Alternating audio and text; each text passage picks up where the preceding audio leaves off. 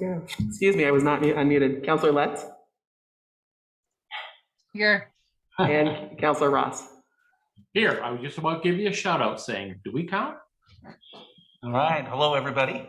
There's only 2 items on the agenda for this hour-and-a-half meeting, and the first one is a sheriff's update from Lieutenant Davis.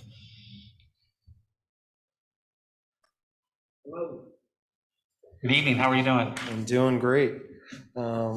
Just want to make sure that Leanne sent over the 2021 reports. We had basically a half a year of 2020 numbers where we were involved with the contract. So that's representative of about half of that year, but 2021 was the entire year. And so you kind of got a chance to look at those numbers. You know, just roughly looking at some of them, one of the things that stood out to me is we made 700 more traffic stops than the year prior. And so I was really happy to see that number. I think that's reflective of the city survey and showing that traffic safety was a kind of a mandate for us to work on. And those numbers reflect that our efforts are showing up in those statistics. So I was happy to see that. Just this last couple of weeks, some things we've been working on. We did a presentation for the Kiwanis Club, just working on some of that community outreach and engagement. Had a presentation with them last week, and then I'm gonna be working on getting with the businesses and other organizations, and we're gonna really push on the HOA aspect this year and getting out in front of groups that want to hear of us. So if you all have any groups that are reaching out that want us to come out and give a presentation, we have a PowerPoint, and we can kind of talk about strategic plan and the contract and whatnot. So feel free to reach out to me if you have anyone that wants to hear from us, that will come out and engage those HOAs that are here in town, and then also on the periphery as well, Tollgate, Crossroads. We've been doing a lot of traffic lately. The weather has been conducive to that, and as the weather gets nicer, we definitely see more traffic, more tourists coming here, and people that are out driving poorly. So we've been working on that, especially this week.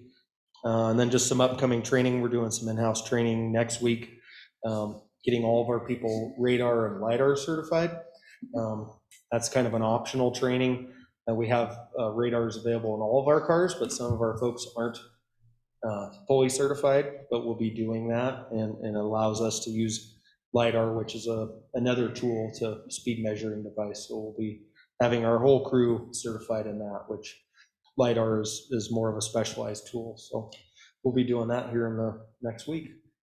And that's really all I have, unless. What's the difference? So radar uses radar waves, and the LiDAR uses a laser beam, which is a lot more accurate.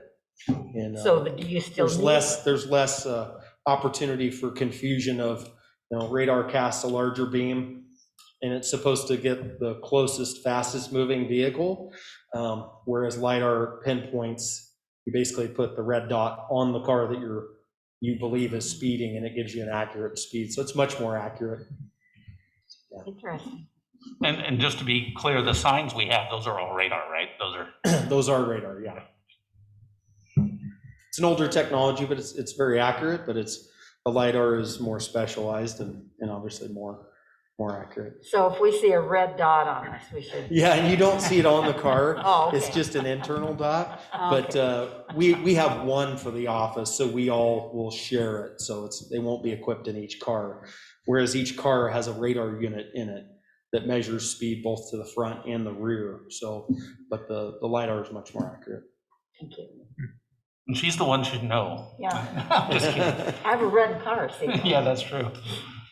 Does anybody have any questions? Councilor Letts?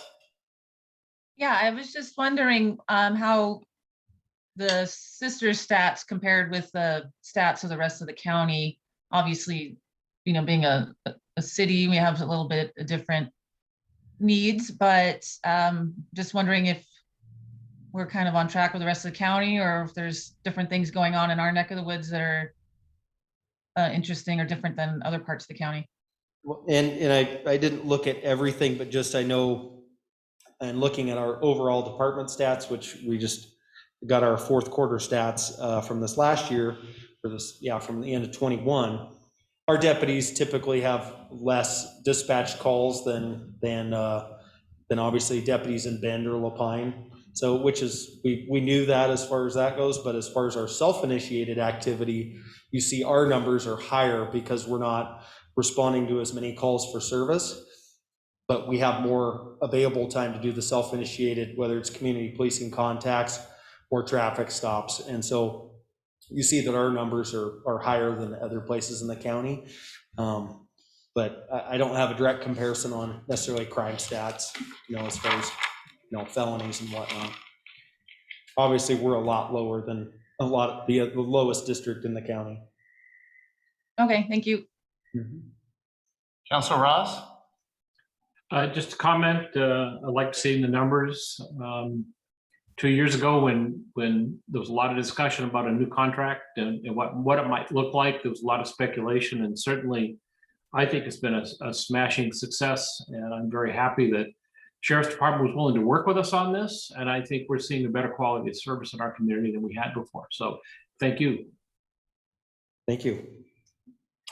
I agree with what Gary said. It's been a good process for us, and the contract renewal that you were involved with, and Corey, was fabulous, and that's why we do those contracts. We can always improve. You said you had 700 stops more. I know you don't drill down into specific intersections or parts of town, but do you have a general idea? Are they vehicles coming into town, vehicles downtown? Is there one hotspot over another? I would say it varies. I would say during the day. We try to focus in the mornings. We try to hit the school zones, and at the afternoons, we're in the school zones more, just when kids in basically the hour that prior to school getting out and the following, we're more focusing over on McKinney Butte and 242 and on Locust here. I can't pinpoint as far as exactly one hot spot, because literally we could sit in any different, part of the town and find violations. And so what we try to do is when we have multiple deputies working, we're trying to hit as many of those areas as we can, and then coordinate. There's a lot of phone calls and radio traffic that goes on between the deputies, when we're working together. It's like, hey, I got a guy coming into town. I can't get to him. And that's usually the problem is, it's a red Chevy Blazer, but I'm 5 cars back. And so we can have another deputy stop that person. And so we try to coordinate as much as we can but when you're by yourself, it's really tough sometimes. Yeah. But yeah, not necessarily geography. I know there's hot spots around town, and what we've been doing lately is, say for the intersection of Brooks Camp and McKinney Butte, right there, that 4-way stop. We've been going out and putting ourselves out in that area through dispatch, saying we're working on that specific area for speed enforcement or traffic control device enforcement. And so we're actually tracking when we're actually sitting in an area now. And so we can kind of see where some of the hot spots are, but it really varies. I mean, I could sit at that location for 20 minutes and not see one person. And whereas other parts of town might be having speeders, and we're just always trying to move around and be visible. That was it. Thank you. Okay.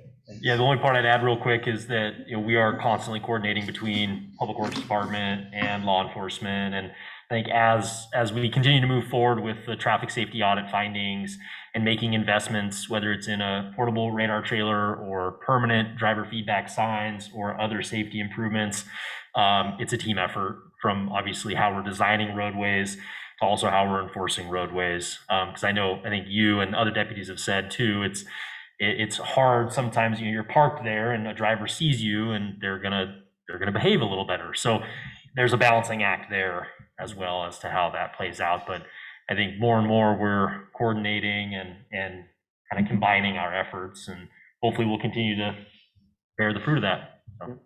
Great. Yeah, that's totally going to keep continuing there, that's for sure. Councilor Blum, do you have anything else? No. I don't have any questions, but again, thank you for what you're doing. We do love the partnership. We think it's highly successful, all of us. And I see no reason why it's not going to continue for a long, long time. So thank you very much. Stay safe out there. Thank you. Thanks a lot. The second item on our workshop agenda is a pretty big discussion. I love what we're going to be talking about here. Destination management presentation and discussion. Corey, I'll let you lead it off. Yeah, I just want to kick it off real briefly, as was outlined in the brief staff report. In the spring of 2021, we worked with Kristen Dahl from Cross Current Collective and other local partners on doing a visitor opportunity survey, a destination scan, really under the umbrella of destination management. And what is destination management? What are we currently doing? What could we be doing? And then looking forward, and that's kind of starting with tonight, what could or should we be doing? And so that project occurred spring and summer, kind of culminating in the fall, this last fall. And we have a project website on our city site, kind of giving the overview of that process. And then tonight we've invited some guests, Kevin Dugan, who's the president and CEO for Visit Bend. So a neighbor of ours, larger organization, but obviously here in Deschutes County. And then also Jeff Knapp from Visit McMinnville. He's the executive director. Other side of the mountains, bigger than Sisters, but an organization that's newer as it relates to destination management in their community. And so we just invited them to talk about their organizations, their communities, and any insights that they have around destination management and what it is and how they've seen it be successful. And then we also have Kristen joining as well to sort of support the conversation after Kevney and Jeff leave. So with that, I want to turn it over to, I believe Kevney's going to kick us off, and then Jeff will present as well, but we'll have time for Q&A in between, and I'll let each of them introduce themselves as they get going. Yeah, awesome. Thank you, counselors, for having us tonight. It's, I've been at Visit Bend for about 11 years now, and it's, gone through multiple iterations. And so my hope tonight when I start sharing the deck is to really give you sort of some history to Visit Bend being established, some history around transient room tax and destination management marketing organizations, and just plant some seeds with you, and then really hope that it generates questions. Not all the answers are going to come from me tonight, but hopefully we can answer those questions after Jeff and I present. So I'm going to kick it off and then turn it over to Jeff to share his story. All right, hoping you guys can all see this. So I'm going to run through about 10 slides or so. Again, a little bit of history, a little bit about our vision, mission, values, how the organization operates, focus a little bit on the evolution of the organization over the last, again, 10, 11 years, and where we stand today, how we interact with the city of Bend and city council, and then some of the long range planning we're constantly undertaking to make sure we're looking after the Can we community. get any more volume? We can't. It's the speakers that are back there, unfortunately. Kevney, if you don't mind, if you can speak up a little bit, that would be great. Yep, you bet. So jumping in, I think that this is going to seem maybe rudimentary to some of you, but really looking at the visitor industry ecosystem, and it really starts with Brand USA at the national level, whose sole responsibility is really looking at the international market and making sure the states are seen as a desirable place to be. And then you break this down into a statewide destination management organization, which is Travel Oregon for us. And they too do a lot of international marketing and as well as some national marketing, but really cover all 50 states and then look at key opportunities internationally. And they also operate programs like the destination development programs, which are reinvesting in communities on a grant basis. And then you get into the regional level. We're all aware of Visit Central Oregon, which is our regional DMO. And they really look after, again, everything from La Pine up to Madras, Prineville, et cetera, and have extensions into other counties beyond Deschutes County. And then you get to Visit Bend.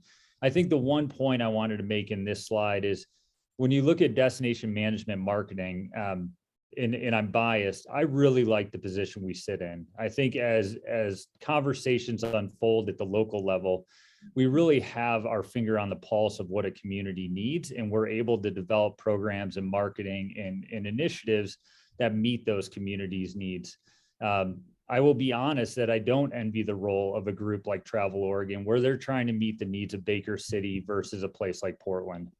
And so I think destination management and marketing's really evolved over time, and really this need for a localized look at what communities need and what the services those destination management organizations are offering has been a really fun strategic sort of problem solving exercise for us at Visit Bend.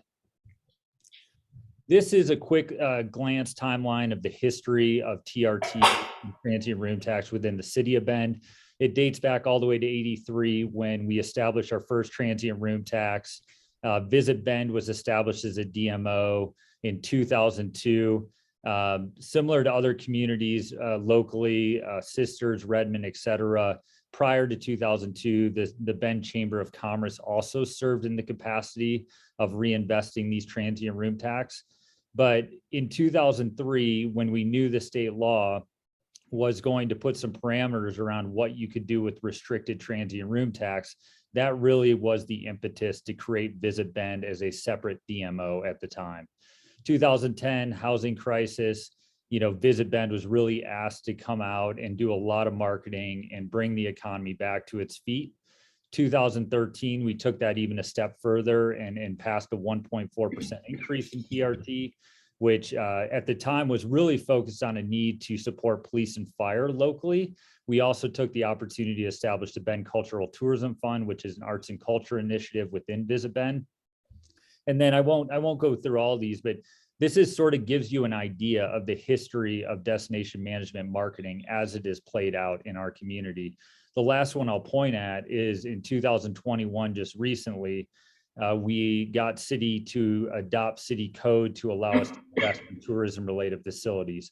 Most city codes already allow for this to happen. We were unique that our city did not adopt this back in 2003, but it was a great opportunity again for us to say, what we don't need right now is necessarily more marketing. We need another outlet of reinvesting into our community to make sure it stays this desirable destination long-term.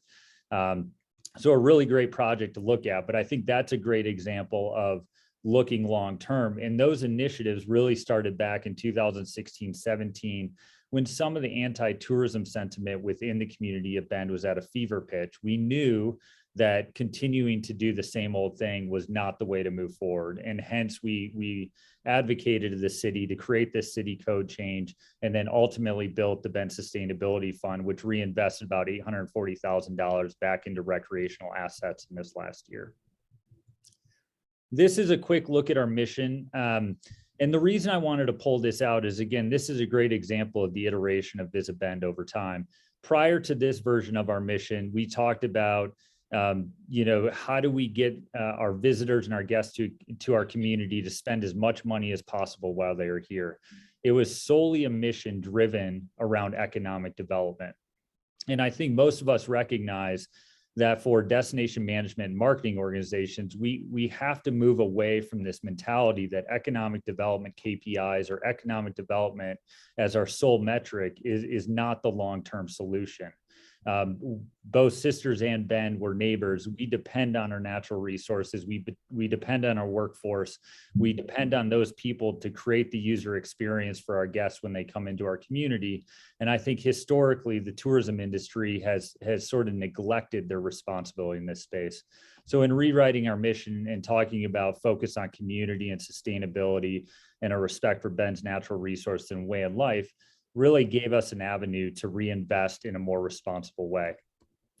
This, again, one step deeper into our mission, vision, values are some guiding principles and values. And again, what we do as an organization when we talk about where we need to go or what we need to be working on, we go back to these documents and we ensure that when we make a decision based on economic development, it's more marketing related. How is that going to impact our natural resources, or how is that going to impact the brand of Bend? How is that going to impact our workforce, et cetera? So we've tried to take that step deeper and really make sure we're looking holistically at what the community needs from its destination marketing or management organization. And then I think these values, again, are, we go back to these all the time: the fiscal responsibility. The last one, our actions enhance the quality of life for visitors and residents alike. These were terms that weren't said before. It was all solely focused on what a visitor needs out of a community. And I think, again, we all sort of recognize there's longer term gain to be had if we are looking at the values we're bringing to the community or the benefits we're bringing to the community, not just heads and beds or the other typical metrics that we've looked at historically. Quick dive into our board of directors. Pretty classic for a destination marketing organization. Todd Montgomery, who's our current chair, he's at OSU Cascades and runs their hospitality program. Matt Williams is on the lodging side of things and runs a management organization that oversees about 40 hotels throughout the country. Two I'll pull out from the at-large side of things that are new.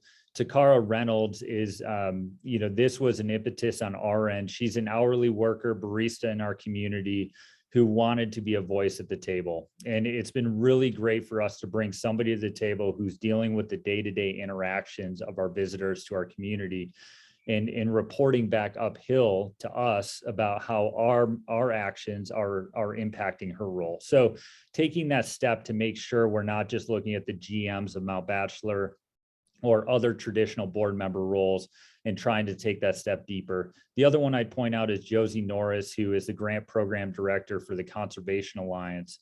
And again, as we made this move into the Bend Sustainability Fund and really wanted to reinvest in our natural resources or other elements of our community, we felt we needed that conservation environmental voice at the table, which again, historically had been missing from the conversation.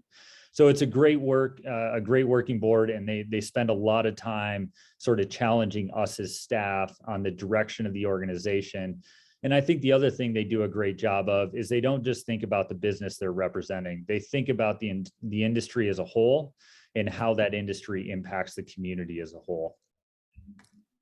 From a staff standpoint, in terms of that structure, we are growing in staff numbers. As Corey mentioned, we are a bigger organization. When I first started at Visit Bend back in 2010, I think our budget was around 1.2 million. Now it is much larger than that. And with that, we've been able to grow our staff. Nate Wyeth, who is our VP of Marketing Communications, is incredibly talented and really manages the marketing side of the house. And it's freed me up in a lot of ways to work on other elements like the Bend Sustainability Fund with our sustainability manager. Valerie Warren, who manages all of our operations, again, really takes care of things like the visitor center and HR and some of the other things that we need to deal with, our financial elements. And another great example there is knowing that that's taken care of.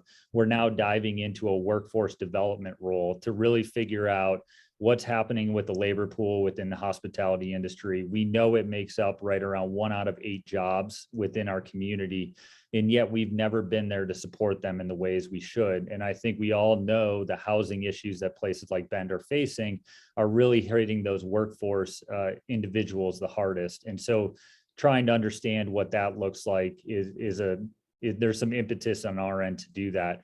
But I think the reason I point those two out is currently within destination management marketing organizations, nobody else has a sustainability manager. Nobody else is looking at these workforce development jobs. Well, I shouldn't say nobody else. I know the next guy who's going to talk, Jeff, is also doing the same thing.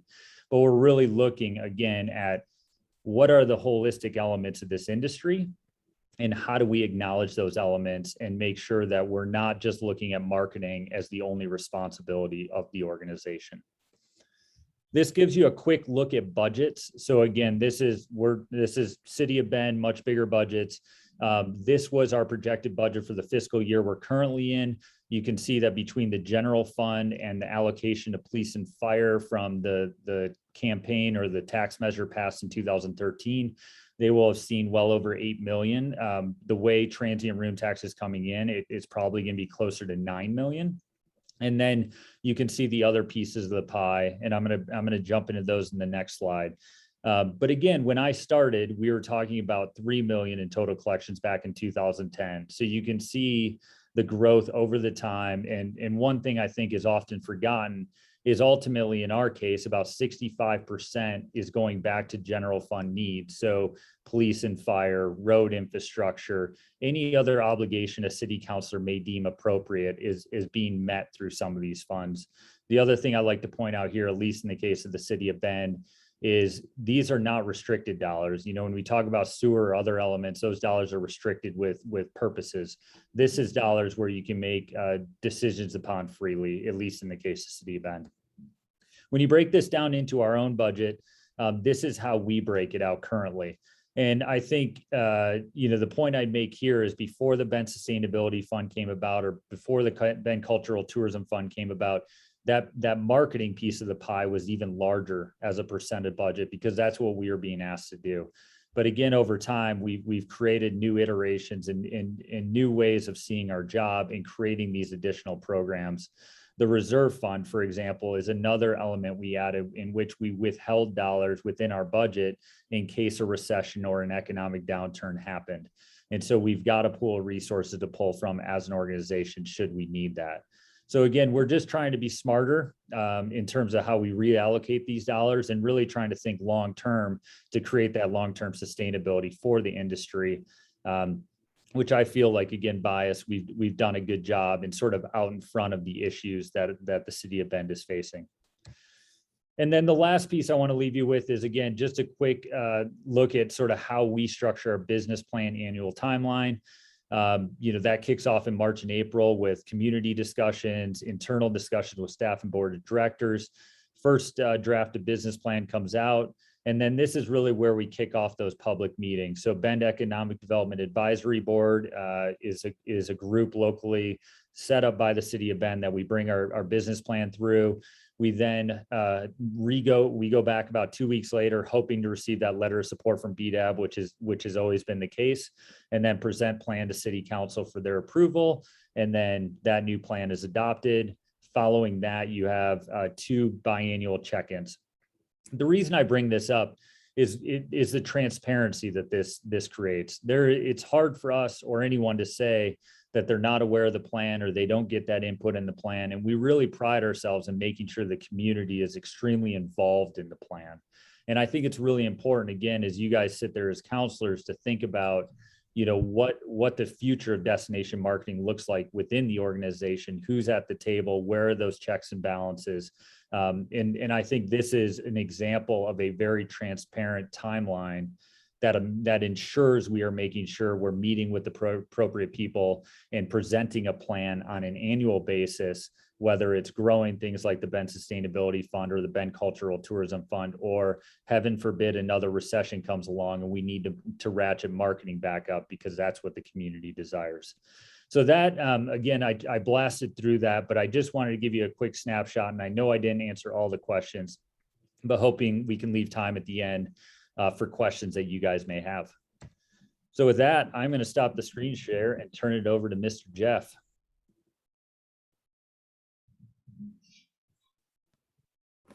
Good evening, everyone. Thank you for having me. Thanks, Kevin.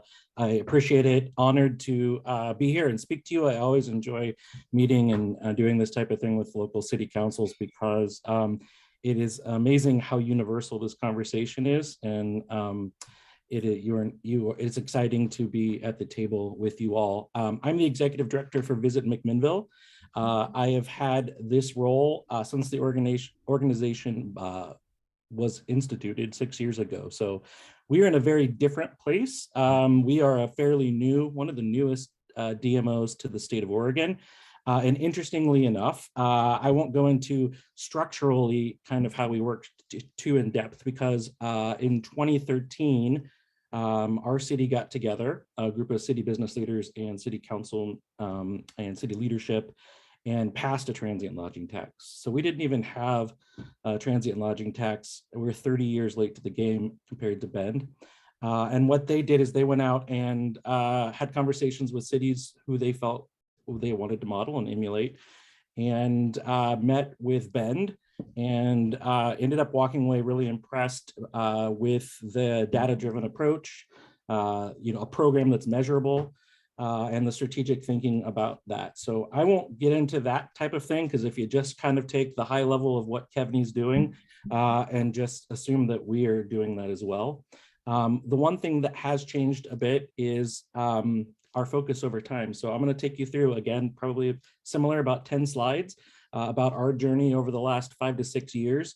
and hopefully answer some questions at the end, but also some questions along the way. So thank you. I'm going to share my screen right now. And jump into this. So I'm not as tech savvy. There we go. I'm hoping everyone can see that. Thumbs up. Yes. Okay. So with the model that we talked, the city went out and met with team members all over the state. They met with the crew at Bend, and they came away with a plan to form a destination marketing organization. We have been extremely successful. I'm going to start with just some basic measurables and some metrics that are kind of an overview of our performance over the last 6 years. But we measure things in a lot of different ways. So for these slides, the ones I'm going to share with you, measure two really big things, I think, impactful. So measuring our increase in visitor spending. At the end of the day, yes, we are more than economic development and heads and beds. I couldn't agree more. But this is dollars pouring into our community to allow us to do a lot of things other than transient lodging tax directly. So over the last, this is 2014 to 2015, 2019. We don't have the current data to support the growth yet for this year. But we saw in McMinnville almost an 80% increase in visitor spending, whereas on the state average across the Willamette Valley, Yamhill County, and Oregon, the average was 16%. Now, granted, we're starting a lot smaller, so those increases look larger. But I think a testament to working these programs and doing the types of things that Kevney is advising results in people definitely spending money and bringing resources into your community. This is a map of our transient lodging tax collection since we started as an organization in 2014, and you can see the growth pattern up through COVID.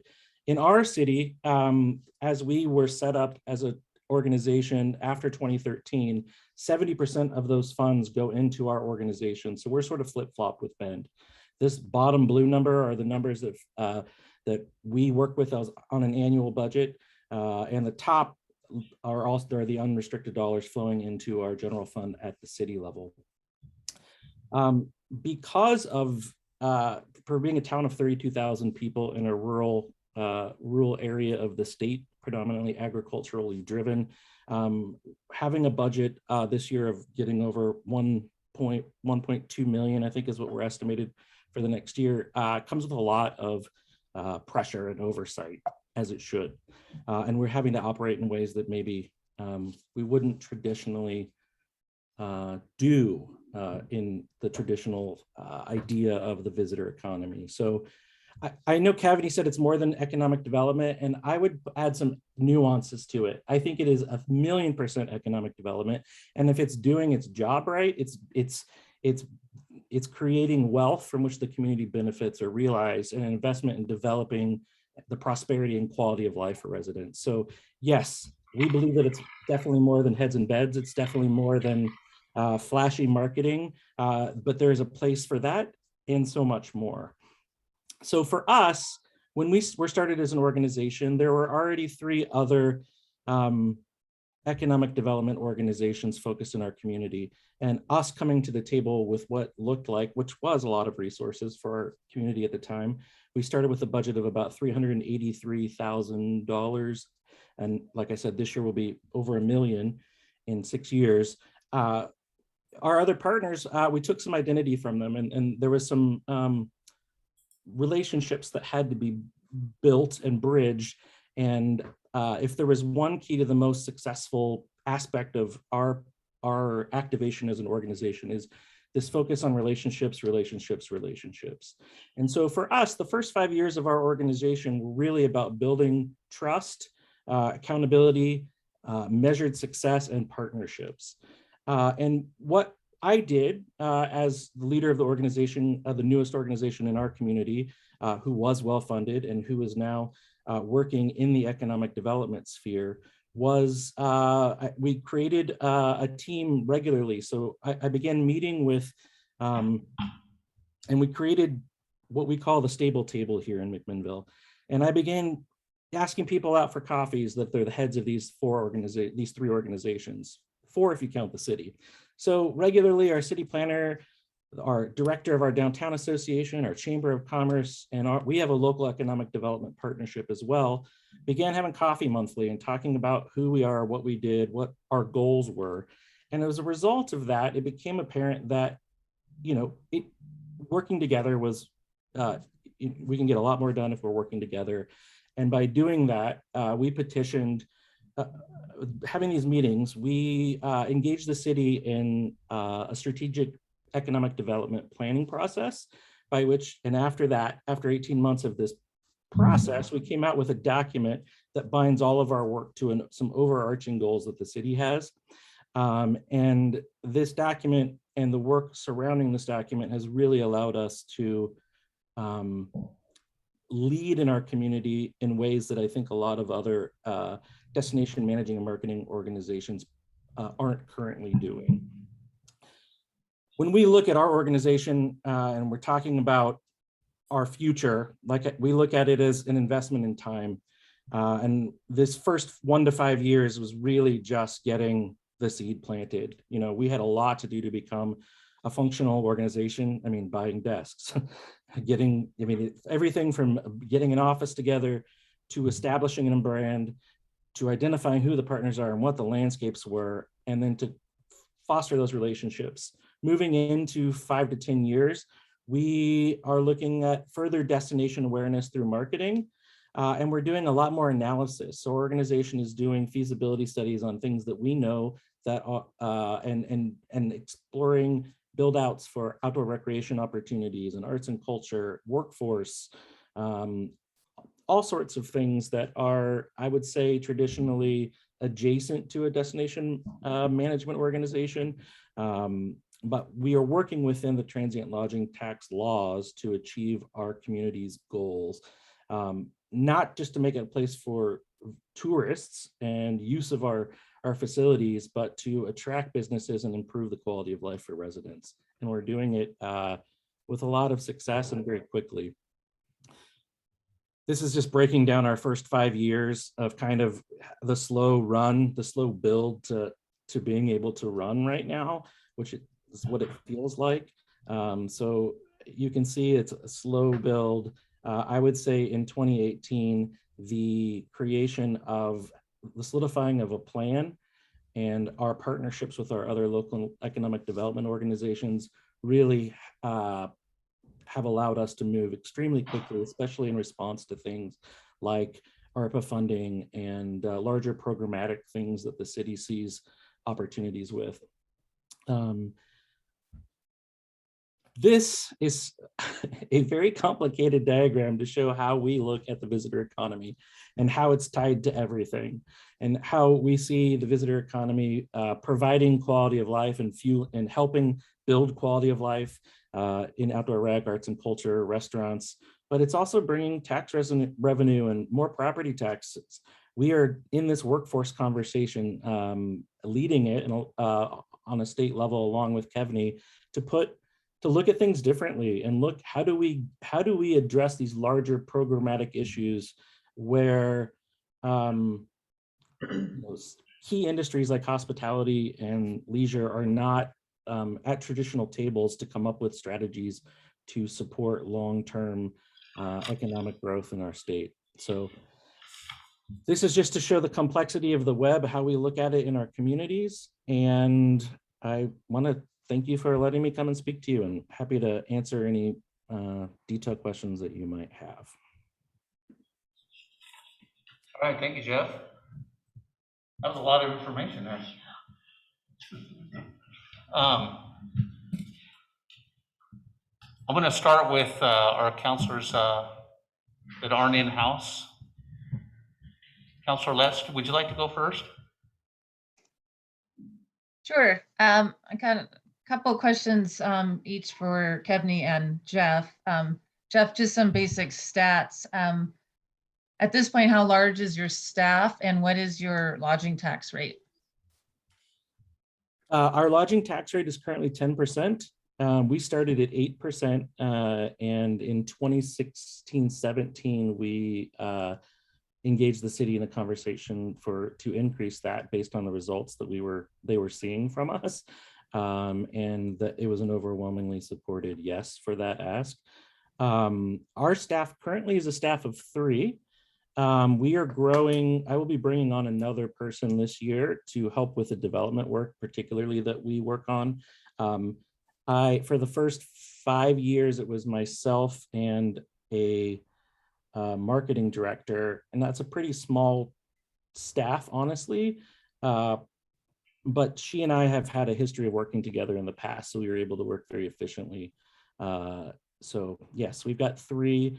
And we're also building out a unique position, a workforce position that I think may be a shared position with our local economic development organizations, which will be sort of funded through multiple channels and focused on the work that we're doing in partnership. But it's yet to be seen if that lives under us or the city. Okay, thank you. And then Kevney, where do you draw the line between what Visit Bend does and Visit Central Oregon? Yeah, so it's obviously there seems to be like a lot of possible overlap there. So is there overlap, or do you kind of define roles and territories and stuff like that? Yeah, it sort of defines itself. They receive transient room tax with unincorporated parts of Deschutes County. So in your neck of the woods, that's Black Butte Ranch, Eagle Crest. Sun River is a huge player in that because it's an unincorporated part of Deschutes County. So we sort of separate ourselves in that. The one thing that this brings up that I didn't mention is the non-membership element of both Visit Central Oregon and Visit Bend now to represent those lodging establishments that are driving that transient room tax. And so we draw a line geographically for the city of Bend around those properties who are driving that TRT locally. Where it does get to overlaps is we know that visitors to Bend are going to places like Newberry Crater, or they're going up to Smith Rock. And so from a marketing perspective, there's overlap in the stories we're telling. Additionally, like with the Bend Sustainability Fund, we don't draw the boundary at the city limits of Bend. We are investing in recreational assets well outside the city limits of Bend. But I think, again, that, there's this, the relationship's really strong because they are also representing Lapine and Madras and Prineville, who are at different stages of this maturation that Jeff alluded to. And so I think there's value from Visit Central Oregon and Visit Bend doing the work it's doing, because oftentimes they're pulled into conversations we're not pulled into out of necessity. So long story short, there's a lot of overlap in the right way. So even when we look at where we do market, if they're going to go market in a direct flight market like LA, Visit Bend is not in that market. And so it's just one of those things you have to figure out. And I think as a DMO for the city of Bend, what I'm asking for from Visit Central Oregon is very different than what Redmond is asking for from them. And they're really our conduit up to Travel Oregon. So I don't know if that answers the question, but there's collaboration where collaboration should exist, and there is independence where independence should exist. And it's a city of Bend issue, not a regional issue or opportunity. Okay. And then one other question on your board. Do you have anybody that is directly representing Forest Service or BLM or state parks, any government entities? Obviously, these are enormous big draws in Central Oregon for tourism. So do they have a voice at the table? They do have a voice. My understanding is they are not legally allowed to sit on an organization like Visit Bend, but they are. So the way we use them is a great example is Bend Sustainability Fund. We have an advisory council who receives those proposals and makes recommendations. And we have a county representative, a Forest Service representative, a BLM representative, and a city of Bend representative, because they're the ones that ultimately are going to be approving permits. And we want to make sure that proposals we're funding are passing the guardrails and guidelines that those land managers have.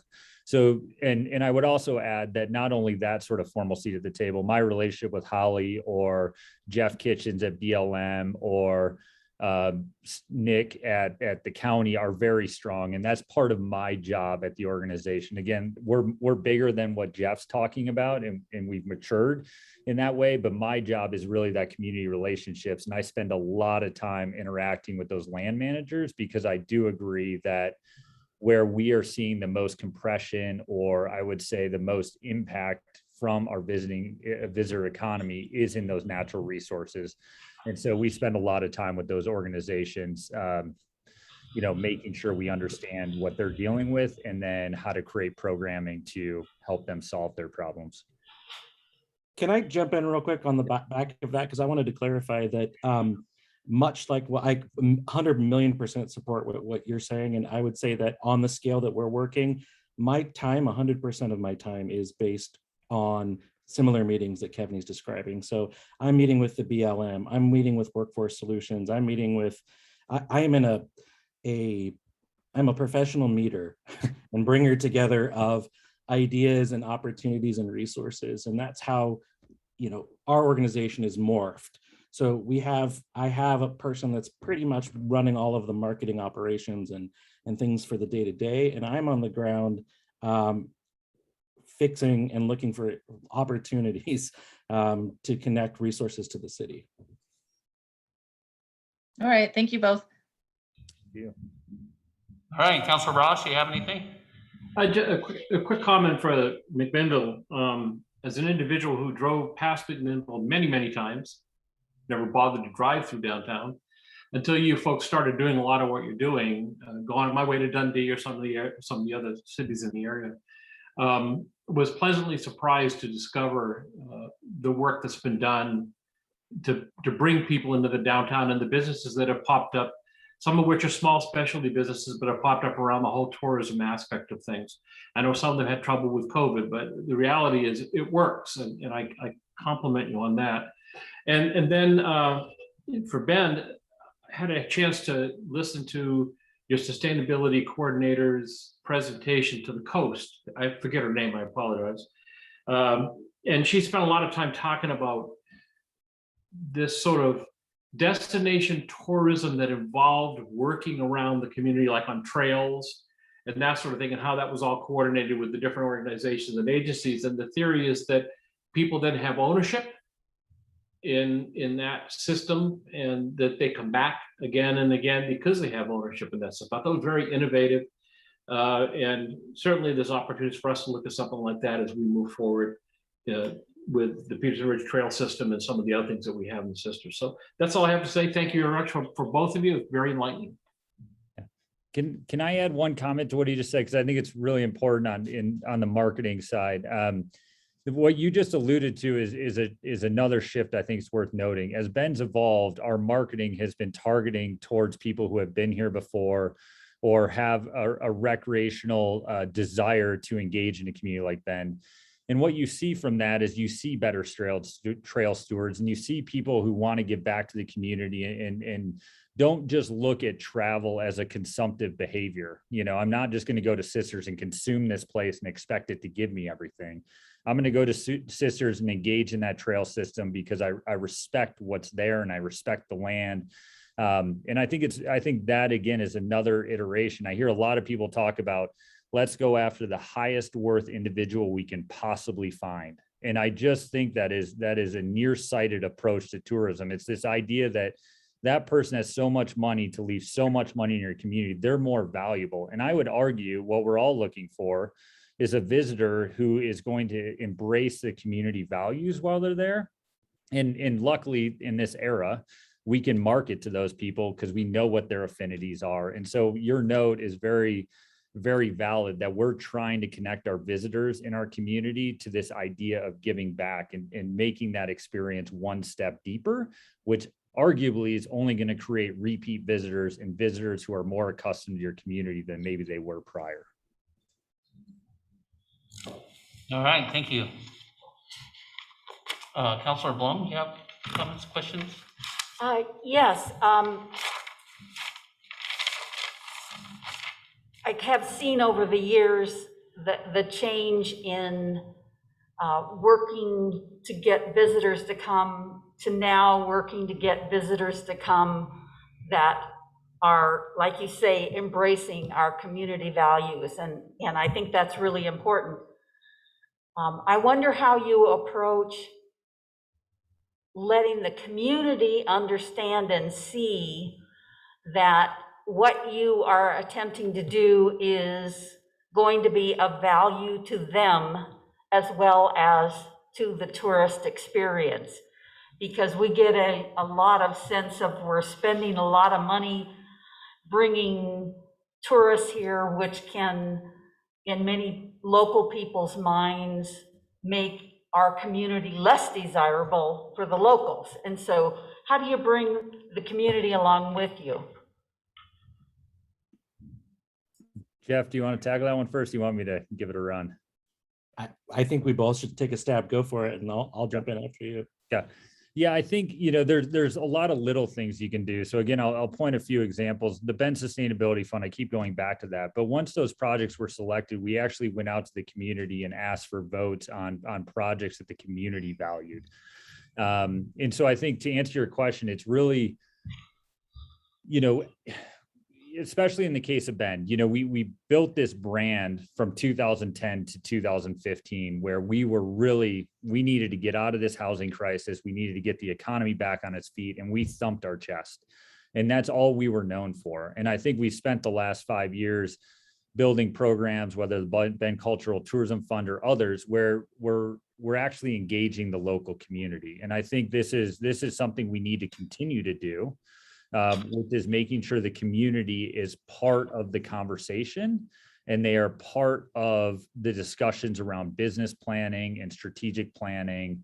And one of the things I think I'm probably most excited about that's happened in the last 6 months is Visit Bend was able to give a grant or a designation to OSU Cascades to stand up this sustainable tourism lab. I don't know if you guys have been following that story locally, but one of the things that they're going to do within that lab is really start to measure resident sentiment. And what we know about destination marketing and management and the histories of destinations is, when tourism starts to ramp up, everybody feels good about it because there's this flood of money into the community and it's all going great. And those are really good things. But at some point you hit this maturation where, everybody's sort of like, they get stale on it or they get jaded towards it. And understanding that resident sentiment and understanding what the actual pain points are from our residents is a huge part of that program. And I think once we actually understand that, then we can start to have conversations. Great example in Bend, the amount of traffic in Bend is not necessarily due to visitors on any given day. It is due to, it's just a growing community, and our road systems were not designed for the amount of people that are currently living in it. And we are working on it as fast as humanly possible.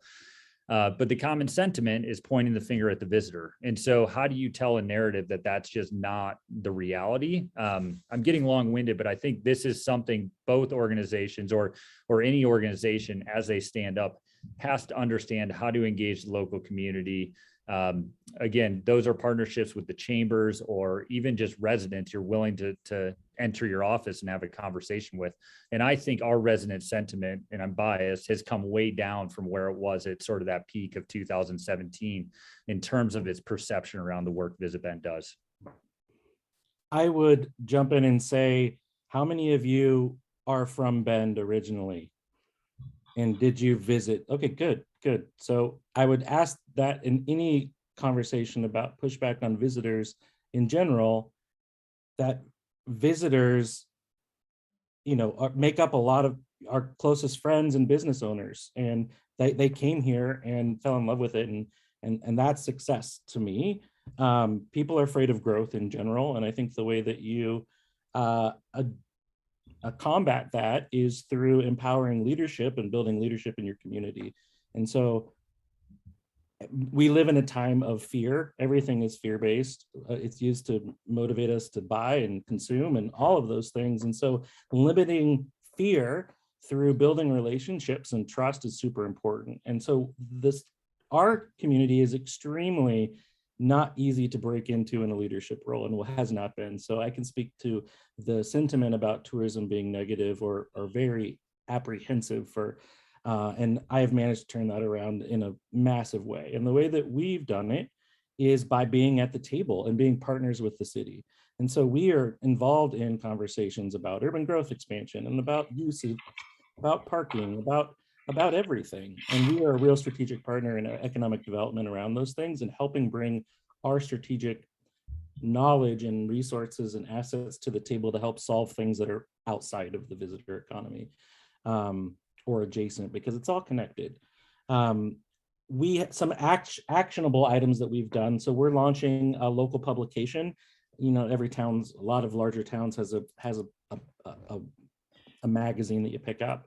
This is going to be strictly focused, not an ad-based thing. It's strictly focused on the opportunities and positive things that we're trying to connect both to leadership and to what's going on in our community and the people that are doing amazing things. It's really a publication for locals, but we'll have an impact on people that visit us and see like what, you know, that everything is not doom and gloom. It's a happy, positive thing. We invest in local mural programs and public art that we're working on with our community. And we connect our messages with all of our local leaders to make sure that they know what we're doing and what we're bringing. And if there's a problem, we address it and repivot.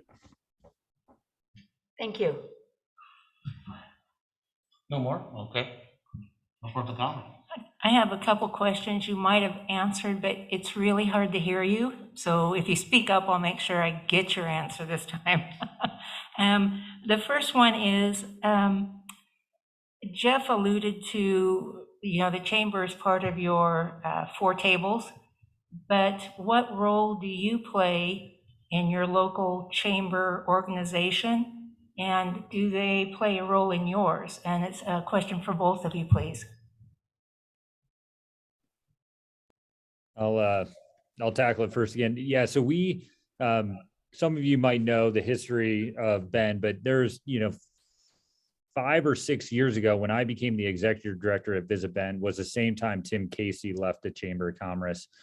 There was also turnover in a few other key economic development organization roles. And at that moment in time, we, similar to what Jeff was talking about, we have quarterly lunches. And it was a great moment to look at all organizations and define what each organization was meant to do. And so, for example, at the moment, or at that time, we were doing things like relocation packets for people looking to relocate to Bend. And we said, that's really not a core competency of what Visit Bend does. That's something a chamber historically does and connects them to real estate agents or the other needs of somebody who's now going to become a resident of this community. And the chamber was also very active in other elements and sort of said, is this the work EDCO should be doing when a business is looking to relocate into Bend? And so we are very active. Katie Brooks and I, who is the current chamber CEO, engage probably weekly, if not more right now, because of the houseless issues and the workforce housing issues and the myriad of issues. But we really try to keep it separated on, is this Visit Bend's job? Or is this the chamber's job? Or is this EDCO's job? Or is this the city's job? Or is it the county's job? And so I think it's again, I'd go back to that point Jeff made, those relationships and making sure we're all doing the work we need to be doing and doing that work really well versus stepping on each other's toes or trying to do too much. I think we saw some of this at the beginning of COVID, where everybody was trying to be the information source of COVID. At the end of the day, had we had better strategies and better execution, we could have gotten better information to people who actually needed the information. Yet we all went on the rat race of how to be the most relevant to our community in that time. So I think that's the point I would make is, yes, we are intricately involved in the work the chamber does, but there are very clear lines of what Visit Bend is designed to do and where the nexus is between that work in the visitor economy versus the nexus between the residents and local businesses and the support network a chamber provides them. I'm very similar, as you might anticipate. We work very closely with our chamber. Again, what we did was when our organization came on the scene as a partner with the city, we went back, all of the organizations agreed to redefine or focus, narrow down on what our specialty was and what we work on together. And then we tied that to a working plan for the city's economic development purposes. So how that plays out right now, we meet monthly and then maybe multiple times a month if needed with the chamber. We sit on multiple different advisory groups together. We are chamber members ourselves, so we don't have an official visitor center.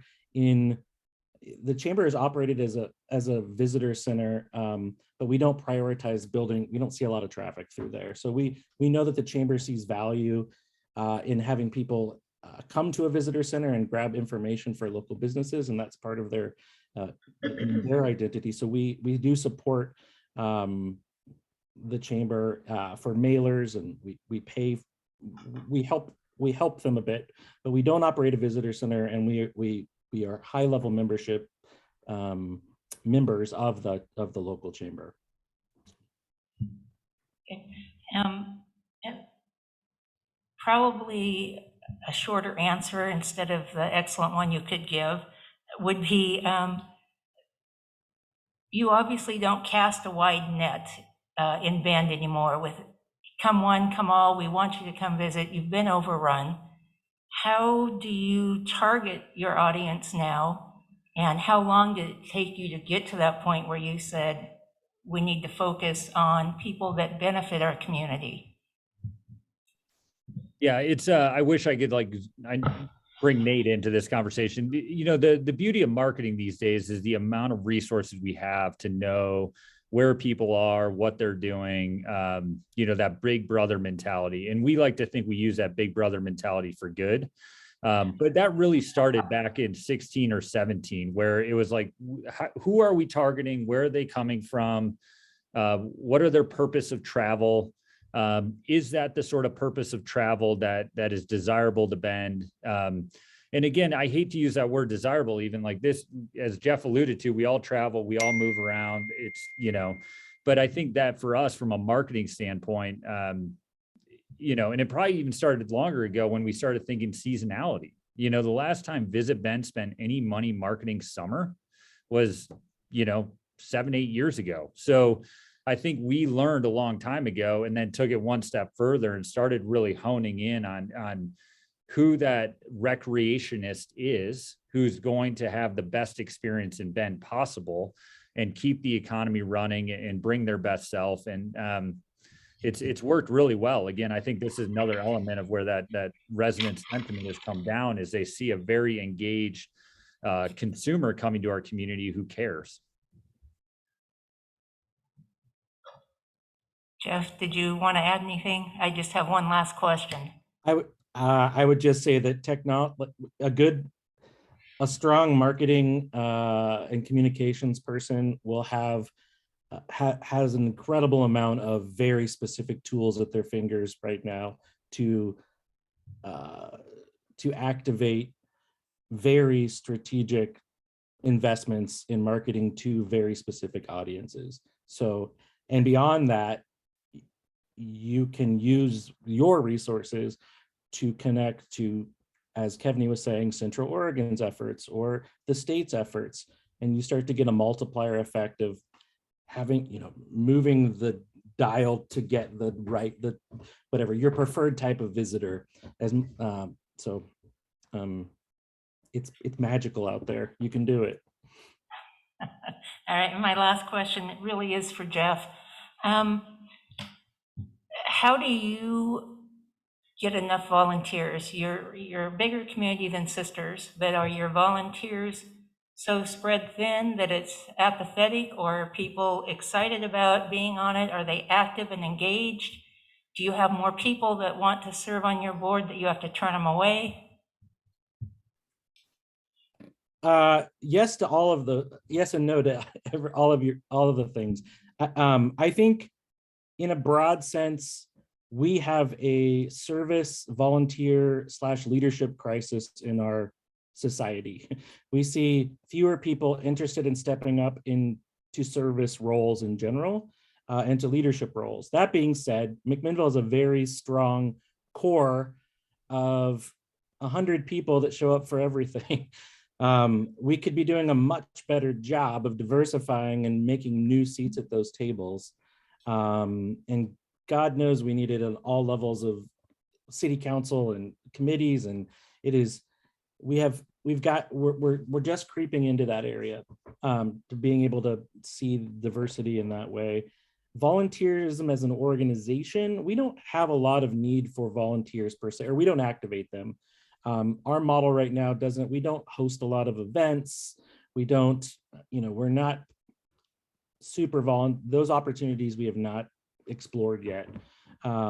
As a community though, it's super important. And I think that comes back down to the need for community-based mentorship and leadership programs.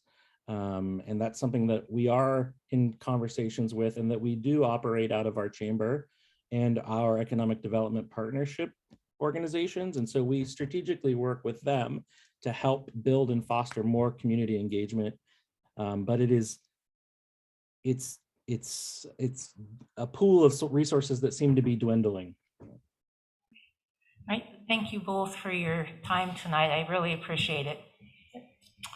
All right, and I have a couple questions, one for each of you. I'm kind of a stat guy, and I like to be able to compare stats and things. And I'll start with Kevney. Kevney, I saw your organizational chart, but I didn't really get the number of people that are you guys have employed. What's that number?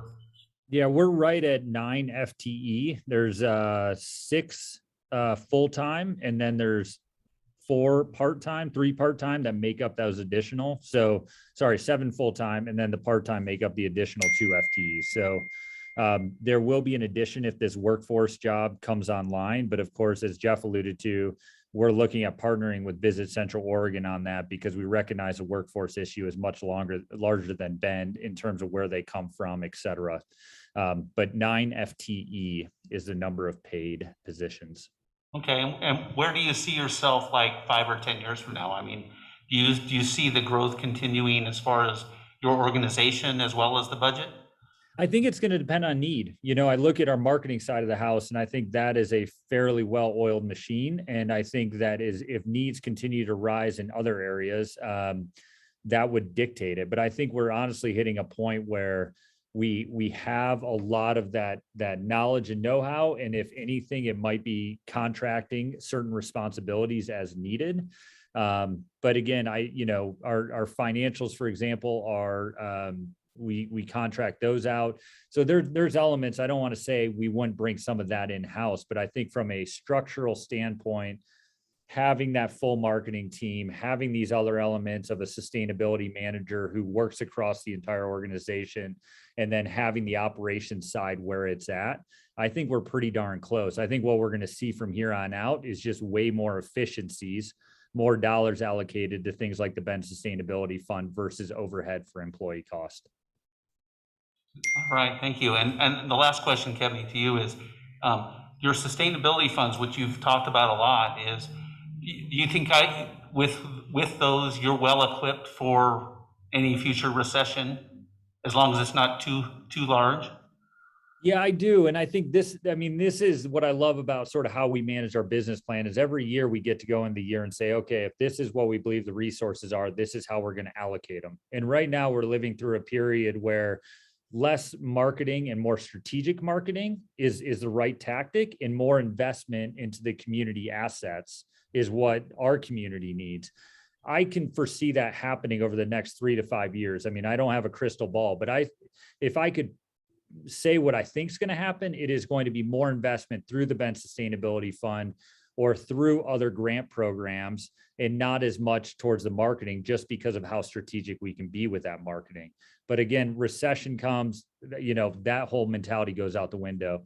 We have huge projects like performing arts centers, or, there's a huge movement right now about Skyline Forest, which you guys may be aware of. It's the 36,000 acres that separates Sisters and Bend, that is owned by a private logging company, that is, at least in the community of Bend, on the radar as a piece of land we need to preserve as a community asset, not as another sort of development of McMansion. So there's some monster projects that are on our radar that the Bend Sustainability Fund would engage with, which may pull even more resources into that portfolio than what we're currently doing in marketing. But again, those decisions tend to happen on year to year, unless you saw a long-term investment strategy for a project of that magnitude. All right, I appreciate that. Really good stuff. Jeff, The one statistic I didn't really see in your presentation, and it could be my fault, so I apologize if I'm rehashing something. What was your budget for this next year or this year? I'm currently budgeting a $1.2 million budget. I'm projecting a $1.2 million budget for this upcoming fiscal year that we are be pitching and budgeting for with our city and our board. Okay, and that's 70% of, it's a little bit of a flip-flop for many of us. Instead of 30% or around the minimum It is. amount of restricted dollars, you have a lot more that you're using, is that correct? Yeah, by law, our city, that is what the current law is. Yes. So Okay, great. 70%. Yes, correct. So the city, actually, we get 69%. We pay the city 1% for managing the program. Okay. You have some? Can I ask a question? Oh, please. Thank you, appreciate it. Yeah, so to both of you, real quick, really respect the shift from traditional KPIs, heads and beds, et cetera, to things like resident sentiment. But can you speak just briefly how the business community has received that, and how, has it been taken some explaining, or because the economy's been good, it's gone over, easier? Like, because that seems like, obviously resident sentiment would be on board with these shifts to investing in facilities and livability, but what about the business community? Can you just speak a little bit about that experience? Yeah, I think for us, and you hit the nail on the head, to usher in a city code change to allow us to invest in tourism related facilities was only going to happen when the economy was strong and tourism was viable. And on top of that, things like COVID really, it put more people into natural spaces than what was happening before, as people couldn't go indoors or do the typical thing. So it was sort of a moment in time we leveraged. But I think that's, I think while that's what's happened here, there's a general shift in the industry to look at more than just occupancy rates or transient room tax or these historical numbers that, again, were just dollar figures. And I think again, this resident sentiment and these other ones within a community like Bend, and I assume McMinnville, many of the people who are working in this industry have a personal attachment. So when you get into that layer, they understand your need and they understand the desire that there is a more full perspective of what your KPI is, than just saying, we raised X amount of money. And I think, again, for us as an organization, if we just keep reporting on numbers such as we brought this many visitors, that's where you start to see the local sentiment go sideways. If you start talking about these visitors did X, Y, and Z and created this opportunity for you as a community member, then the resident sentiment says, oh, that's actually great. We took their visit and reinvested in a way that benefited me personally. And so those are the sort of metrics we're looking at that I think are, again, whether it's resident sentiment or travel sentiment index, which is a new tool you can invest in. These are all numbers that we're looking at to sort of gauge how are we doing holistically as a destination and not just look at the dollar figures. Yes, and I think Kevin and I are, I would say, on the tip, like we're an exception to, we're able to move on a destination level a lot quicker than the region and the state. And what we see is the region and the state slowly moving that way, to the tune of me, speaking about these things at conferences, being asked to come and speak to leadership of our industry about these things we're talking about today. And I'm sure Kevin the same. So there are different strategies for different times and for different locations. So your city's issues with trails or with sentiment are really different than my needs and my community, and so we have done a really good job in the small amount of time with the resources that we have. Our hotels are crushing it, but guess what? We're going to have several new hotels popping up. What does that mean? Our budget in the next 3 years is probably going to double, but now we need to maybe market a lot more potentially to fill those rooms. So, but that creates more revenue to then work on building out urban mountain bike trails and creating food systems and keeping local agriculture moving. So the strategy is always changing. And I would encourage you not to just say, to me, it's almost we're a destination organization. Take the M out of it and just, what we are here to do is to use the assets and resources within the law that we have to bring the most benefit to our communities. And so we may be going 80% marketing and 20% development in the future, but it looks like for right now, we're going to be scaling back to like 60-40. And so I would encourage you to not dismiss marketing at all because marketing gets it's hard to quantify. It's more quantifiable than ever right now and qualifiable. And it's still a thing that is extremely necessary, but you need to be very strategic about it. So don't hear that we're saying don't market. Do it intelligently and with an intention and know what that intention is. So Thank you both for your time and your insights and expertise.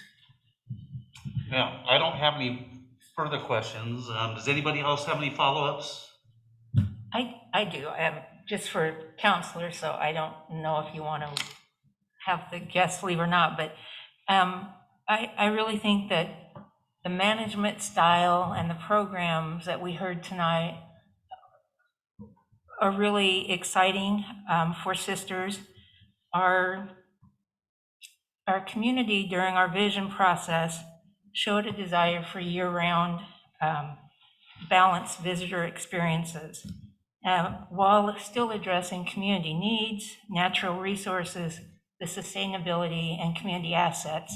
So I would really encourage council to have staff look into this going forward to see if this is an option that we would like to look more in depth, or if it's not the right time and the right place for sisters. But I think we need some more information, and I'm really excited about what I heard tonight. I totally agree. The little notion of a stable table was very intriguing. It's great to get to a place in the community where everybody's kind of symbiotic, and we've had that some, and we've had that also not to be the case on occasion. And I think that this kind of idea of a separate organization puts us down that path where it's one centralized place, but they're also talking with every other group, and I think that it's beneficial. So I'm really interested in seeing what could come of something like that here in Sisters, to be honest. I just want to be mindful of their time. If they want to step out, if council doesn't have any more questions for them. No, Jeff and Kevin, thank you so much for coming. We appreciate it. And Kristen doesn't have any questions for them? I don't believe so. Okay. Thank you so much. We appreciate it.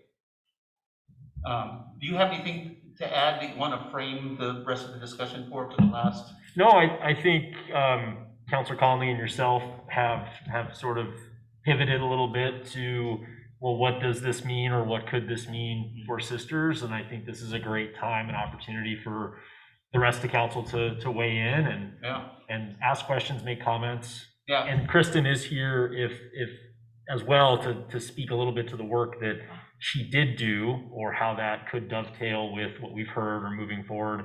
And then Carrie and I have obviously been involved. Councilor Letts and Councilor Ross, do you have anything that you might want to throw out at this point? Go ahead, Jennifer. Oh, okay. I'd just say big picture.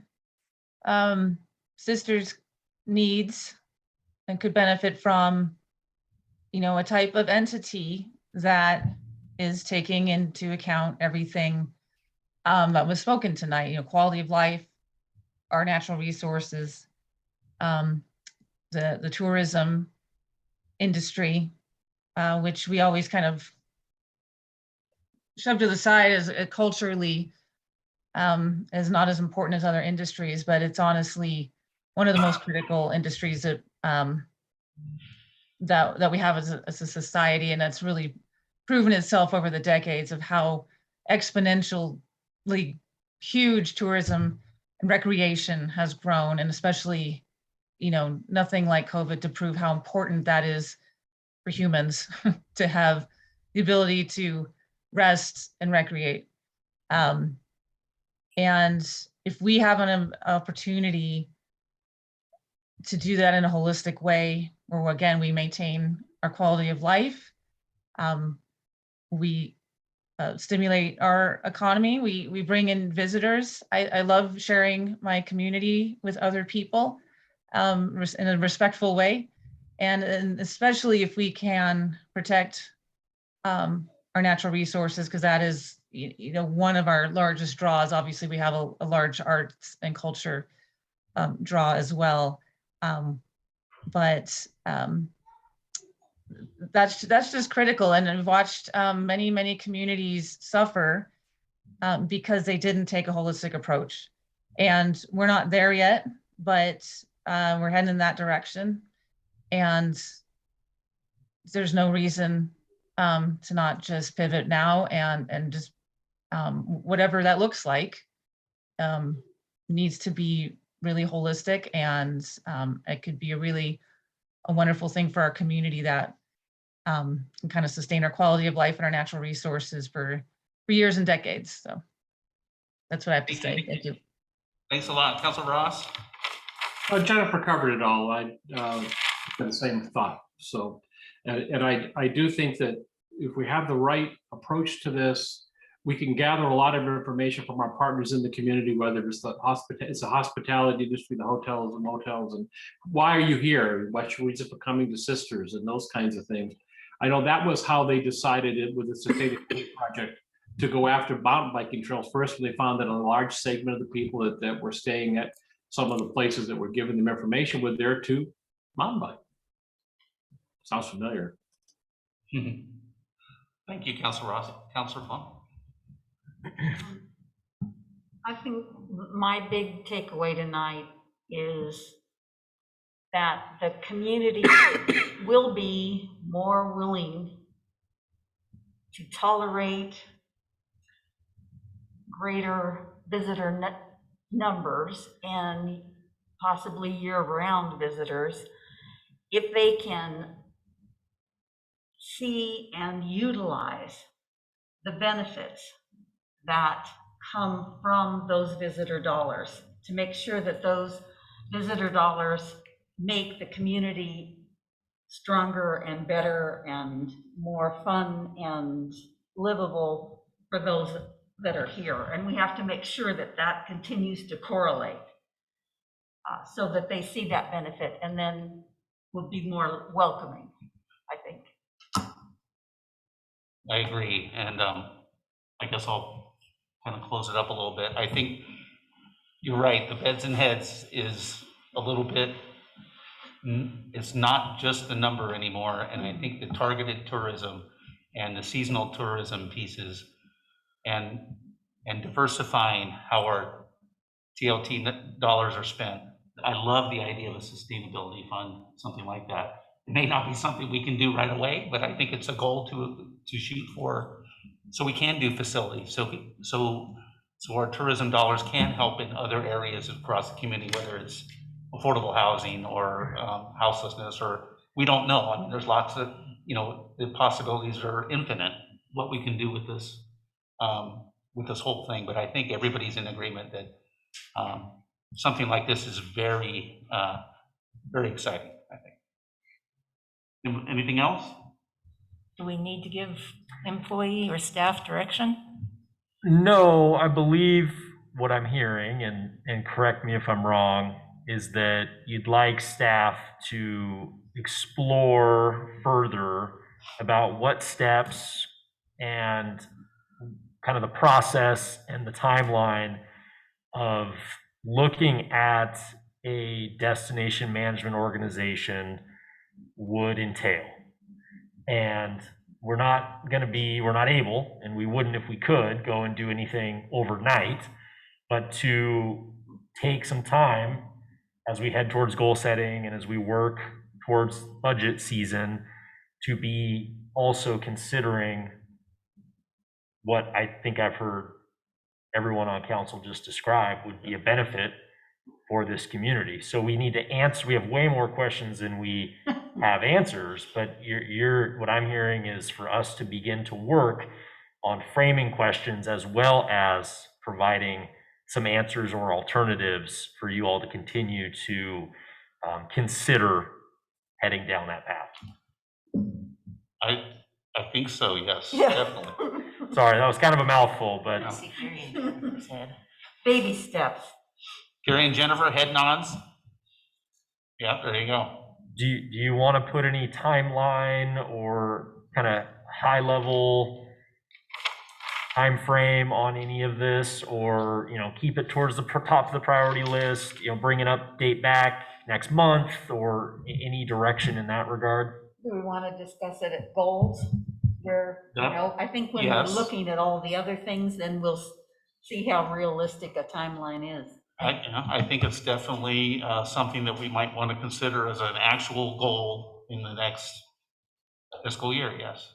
Okay, so make sure staff is prepared with council to work on that a few weeks from now. Sure. Yes, February. yeah, sorry. No, that's fair. And again, the goal might be different things, but I think that this is a path. And so we're heading down the path, that's for sure. Okay, that's clear. Okay. And that will affect Joe for budgeting process the start of our fiscal year. No? Yeah, it's staff gets excited, a little twingy as well, when we're coming up on February, because budget is both so close, but also a couple months away. So yes, but I mean, I think what I'm hearing is we'll potentially know quite a bit more over the coming 2, 3, 4 months. And as we're developing the budget, we would or could be making adjustments at that time. I think so. So, Yeah. okay. All right. All right. That's pretty much it for this workshop. We'll take a little break before the city council meeting. All right.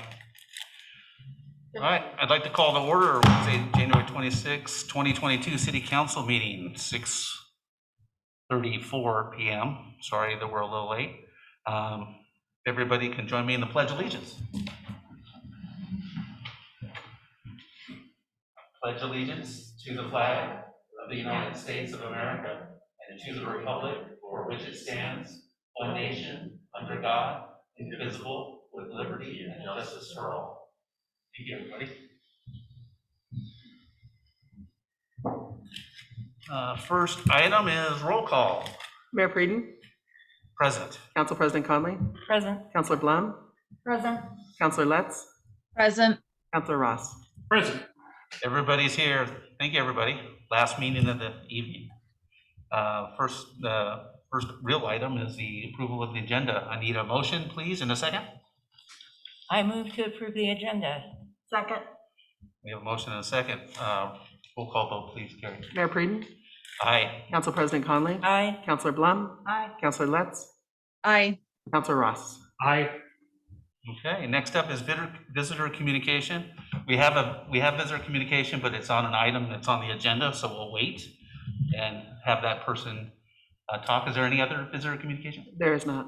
Okay, thank you very much. Next up is the consent agenda. Need a motion in a second, please.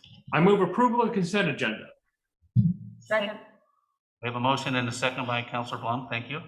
Roll call vote, Carrie. Mayor Breeden, Aye. Council President Conley, Aye. Councilor Blum, Aye. Councilor Letts, Aye. Councilor Ross. Aye. All right, so moved. Thank you.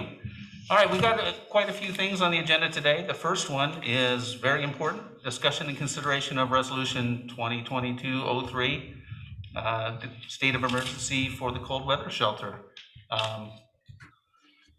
Scott? Hello, Thank you. Good evening. how's it going? It's going good. Thank you. Yes, this is a proposal to approve resolution 2022-03, a resolution of the City Sisters declaring a state of emergency and authorizing temporary shelter facilities during severe cold weather conditions at the property located at 141 West Main Avenue. And that's just the upstairs portion of that facility only.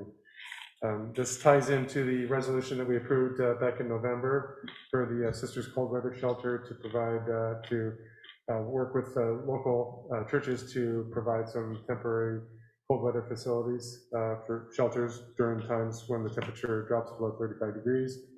They operated in December and January with two of the churches.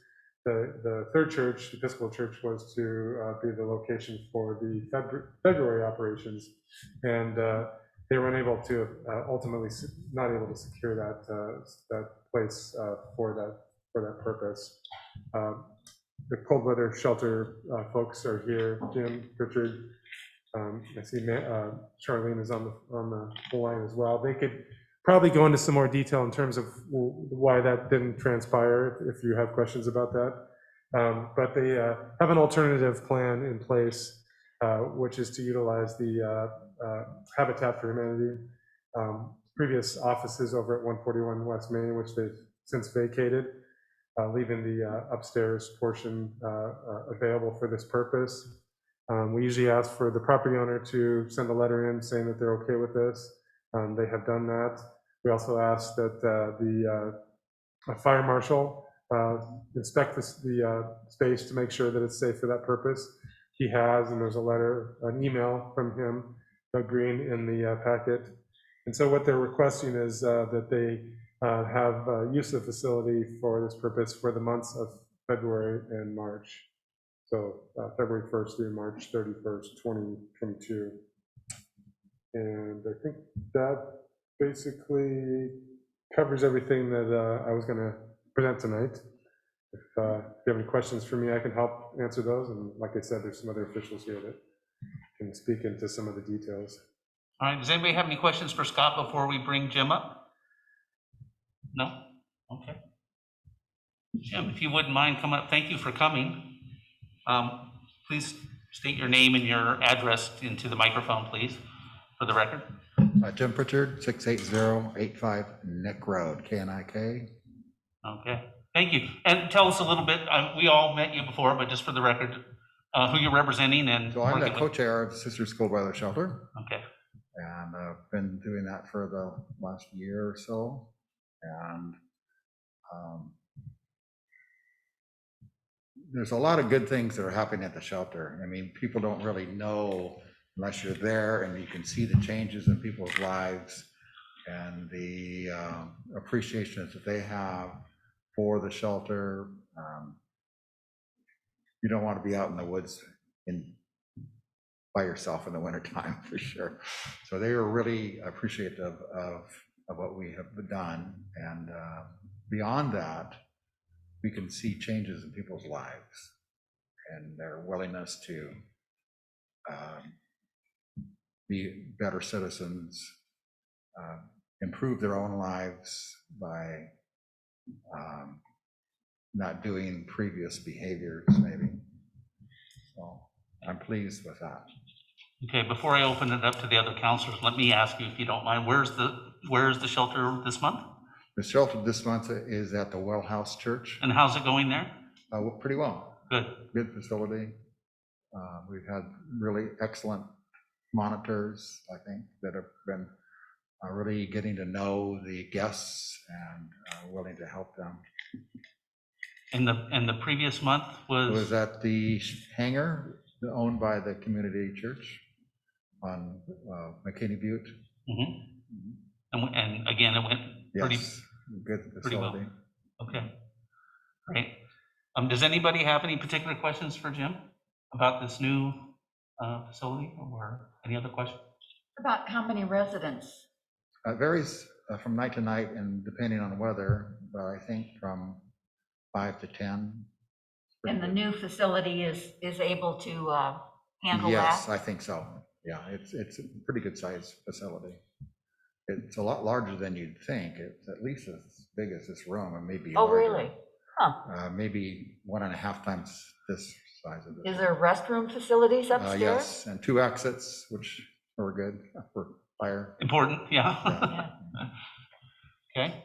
And I think that the guests will be asked to come in the back. You used to take stuff to Habitat, you used to drive in the back, and that's where there's stairs that go up there, and that's where they'll enter. So it will not impact the other businesses on Main Street. Okay. I know that dinner is served also. Yes. Do you have people that come for dinner and then leave, or they Yes, come to dinner? right. So A how lot of many them people? I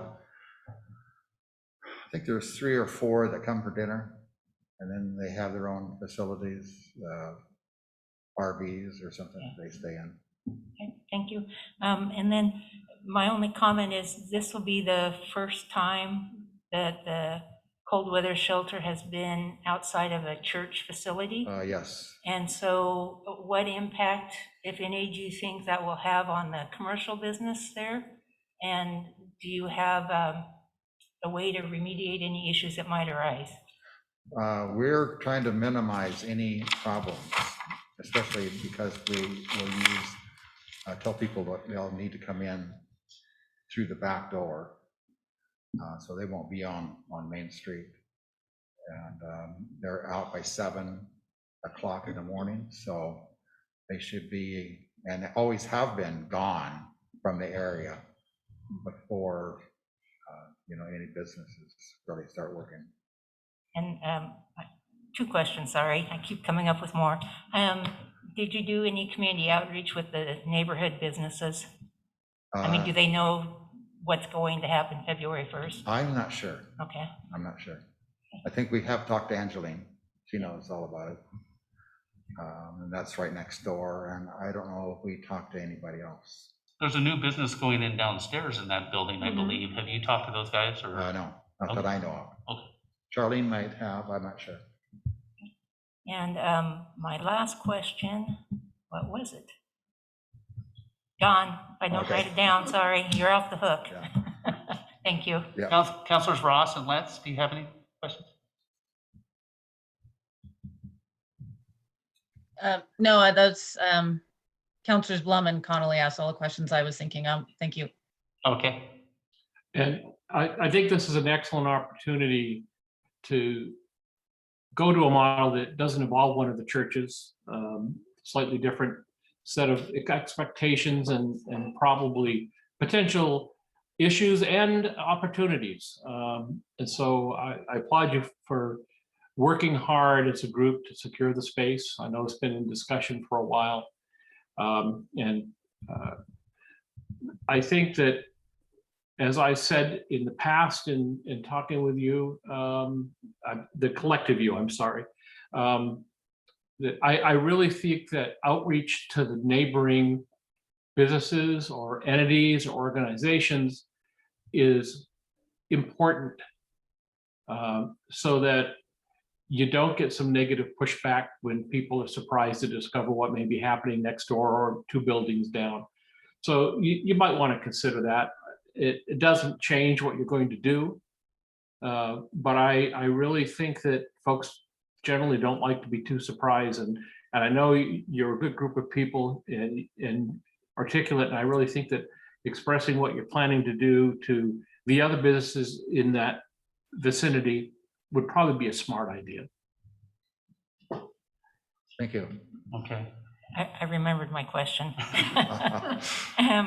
If the businesses in the neighborhood have a concern, how should they contact you? What kind of relationship and discussion would you like them to have? Is there a phone number they can call? They could call my number. And is it listed anywhere for them, or? I could give it to them. Oh, perfect, okay. And if we have a city issue, same thing? Yes. I mean, I don't see anything arising, but it's always good to have a plan. Right. Okay. Yeah. Great. And that was going to be my final point is, we just want to remind you and Charlene, we're a partner in this. We support what you guys are doing. At the same time, we just make sure if we hear any concerns, we're going to let you know. And if you have any concerns or something you want to bounce off us, please feel free to do so. We're partners in this. Right. We're doing this together. So very good. All right. Thank you so much. Thank you. We appreciate you. Thank you for your help. Okay. Is there any other discussion we need on this with Scott at all? No? All right. Seems like we can entertain a motion of some type. Mr. Mayor, Yes. I move that we approve and adopt resolution 2022-03, and I hope I have the right number. Second. All right, we have a motion and a second. Roll call vote, Carrie, please. Mayor Breeden, Aye. Council President Conley, Aye. Councilor Blum, Aye. Councilor Letts, Aye. Councilor Ross. An enthusiastic aye. Very good. Never a dull moment with this crowd. All right. Item B in council business, discussion and consideration of resolution 2022-01, amending the council rules to establish council liaisons to boards, commissions, and committees, and Carrie's up on this one. Yeah, so we had discussed this at the December 8th workshop.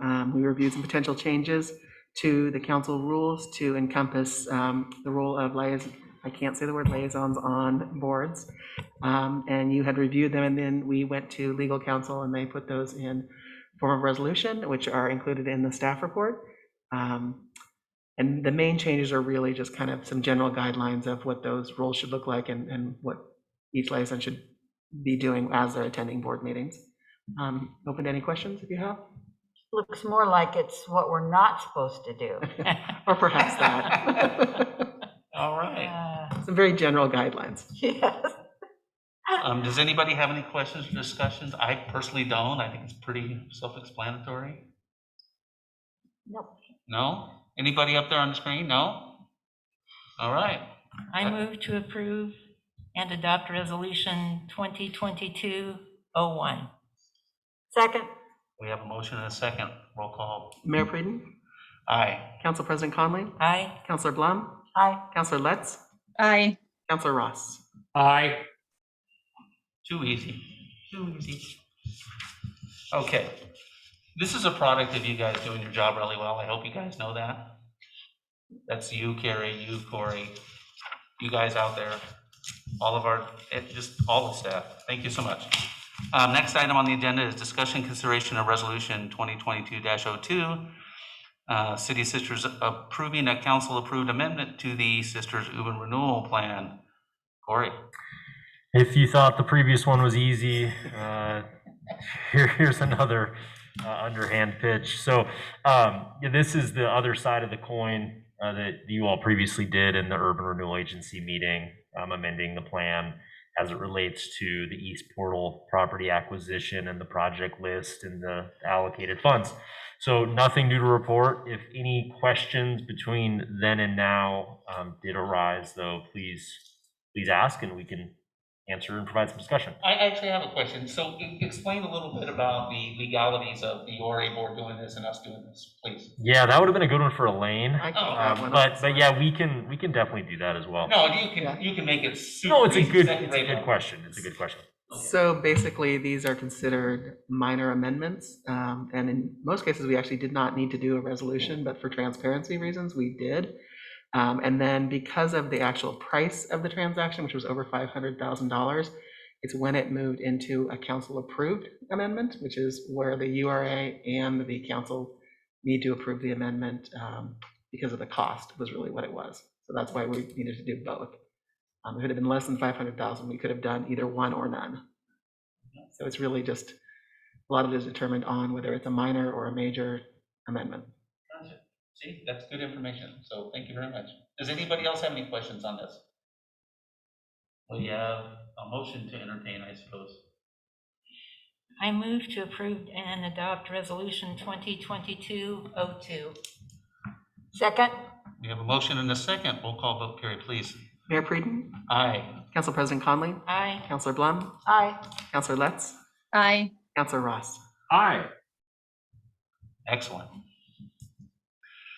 Item D on our agenda is discussion and consideration of motion to declare certain vehicles as surplus and authorize the city manager to dispose of the surplus. I brought cash today. What's I brought cash today, just in case. No, I'm just kidding. Go ahead. Thank you, Paul. So, no problem. This is just a formality that we have to do for the city to be able to sell surplus equipment. It's got to be authorized by city council. So these are 2 utility trucks that we've replaced, taken them out of commission, and we're ready to put them on auction and get some money for them. Okay, some smaller city will hopefully benefit. It's Small. open to anybody Sure, other than employees right. of the city. So we'll see anywhere from smaller cities to, just private sector bidding on these things. So Excellent. Where does it get advertised? State of Oregon surplus auction website. And is that ongoing or a specific? It is, date? yep, it's continually rolling. I think you have a sector of the population that just follows it every day. Nice. Yeah. If I'm looking for a truck, that's not a bad place. If you're Truck looking for a that's truck been right rode now, it's hard probably through not a and good wet. spot. Yeah. I mean, I wouldn't be surprised if we sold at least one of the vehicles for more than what we paid for it Wow, 15 years ago. that's amazing. Yeah. Good return on investment. Yep. Okay. Anybody have any questions, other questions than the lame ones that I had? Just a comment. I've utilized the state service in my professional career to sell surplus vehicles. And it works well, and it saves the agency the hassle of going through the process of putting things out to bid and holding bids and all those kinds of things. So it really is clean. Back years ago, you could edit, they would open it up at a business, not a business, a city or county government agency could come in and purchase the vehicle for the set minimum, if there is one, prior to the auction. They don't do that anymore. It's all sealed bid. I believe it's an open auction. Oh, it is now. Yeah. Okay. Yep. Yeah, and he's right. If you want to have some fun sometime, just go and cruise the website. All kinds of things are for sale on there. It'll blow your mind what you have to get rid of if it has an asset value above a certain level. All right, thank you, Councilor Ross. Anybody else? How many utility trucks will we have left? 7. I counted 5 the other day. I don't know how I missed 2. Yeah, we have one reserved for our seasonal employee. Wow. They get up earlier than you. Yeah, that's probably true.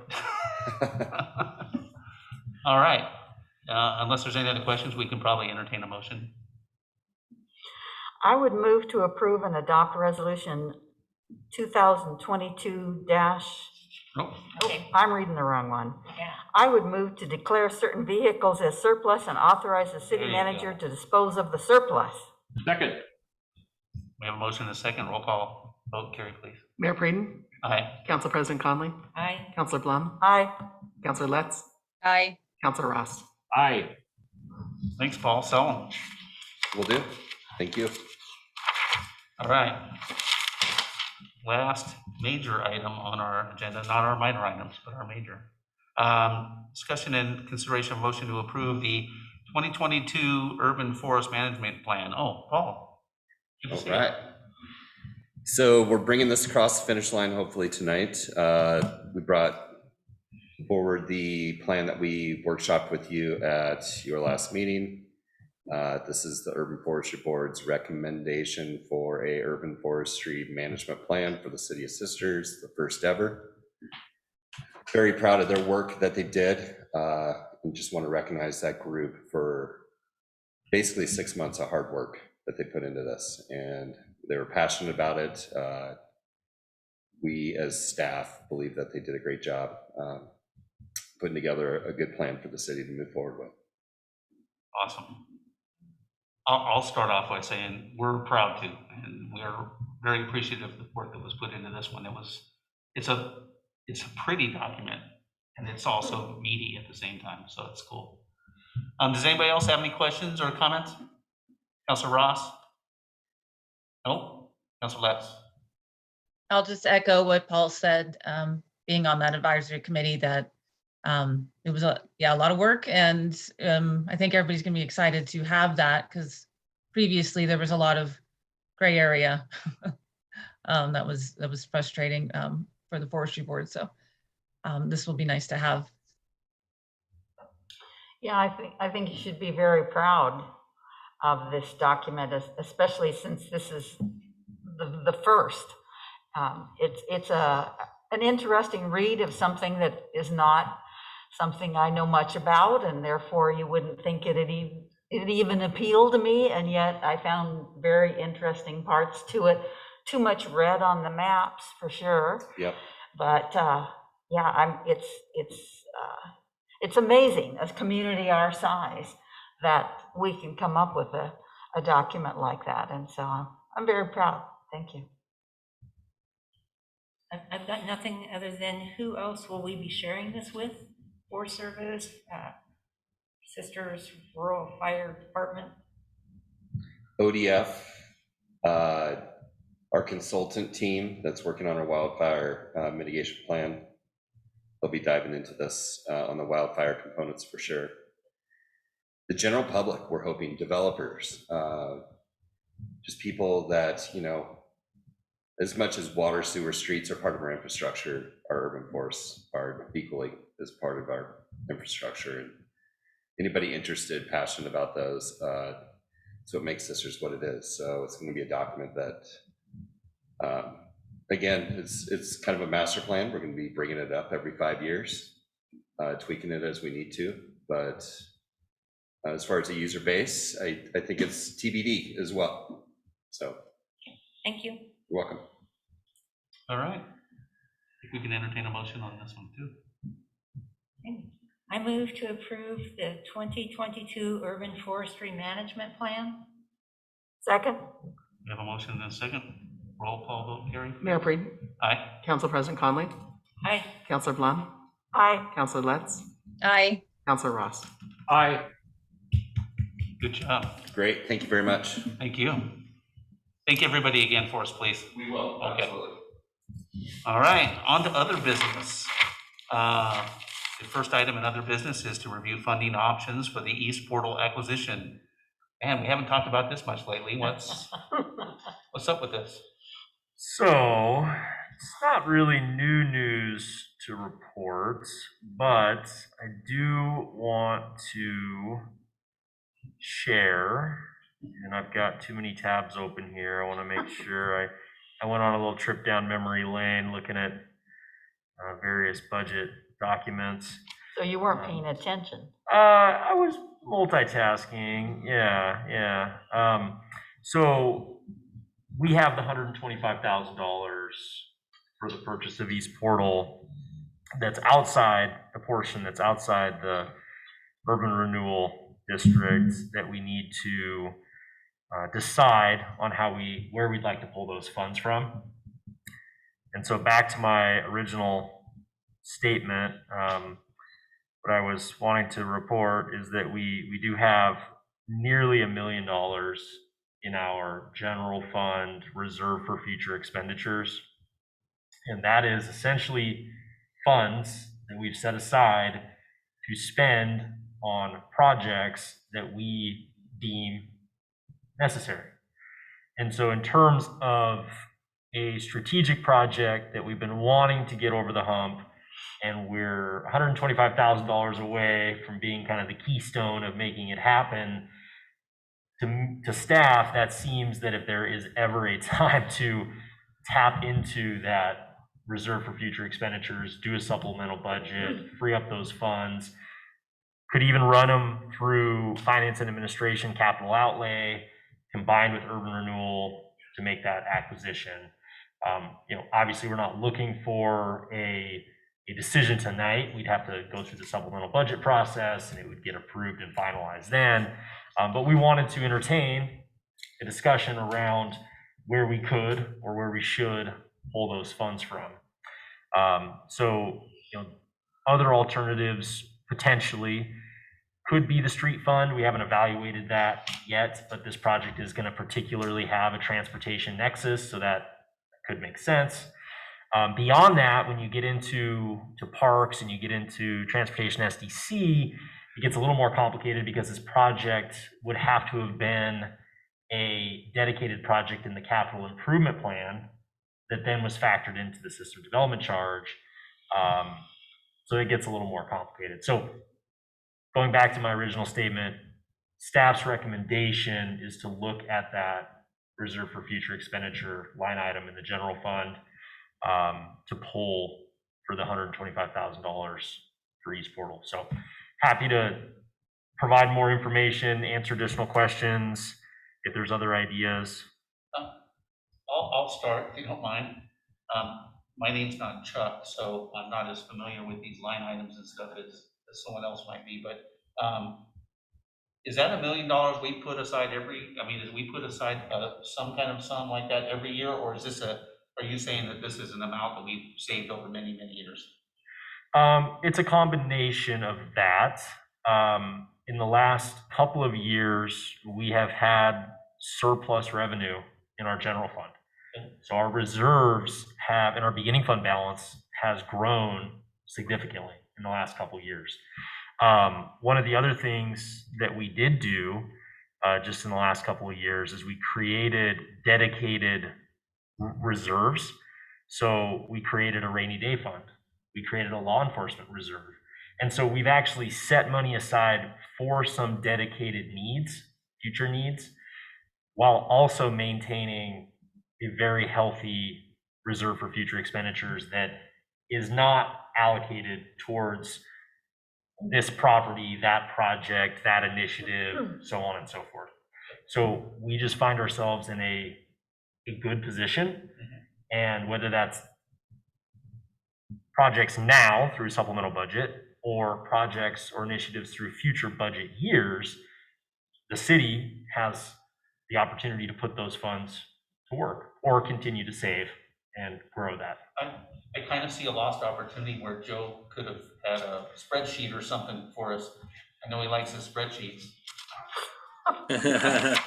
Well, Corey knows the budget pretty darn well, so Okay, good. he took care of it much better than I could. So Okay. Well, he had more value than a bunch of grid lines could. okay, that's good call there. I appreciate that. You're our money guy though, so we really trust you over there, so we appreciate it. Thanks. I'm looking, the spreadsheet's open on my other monitor, so it's being tracked. I knew it would be. I knew it would be. You gotta get those columns straight and stuff. Yep.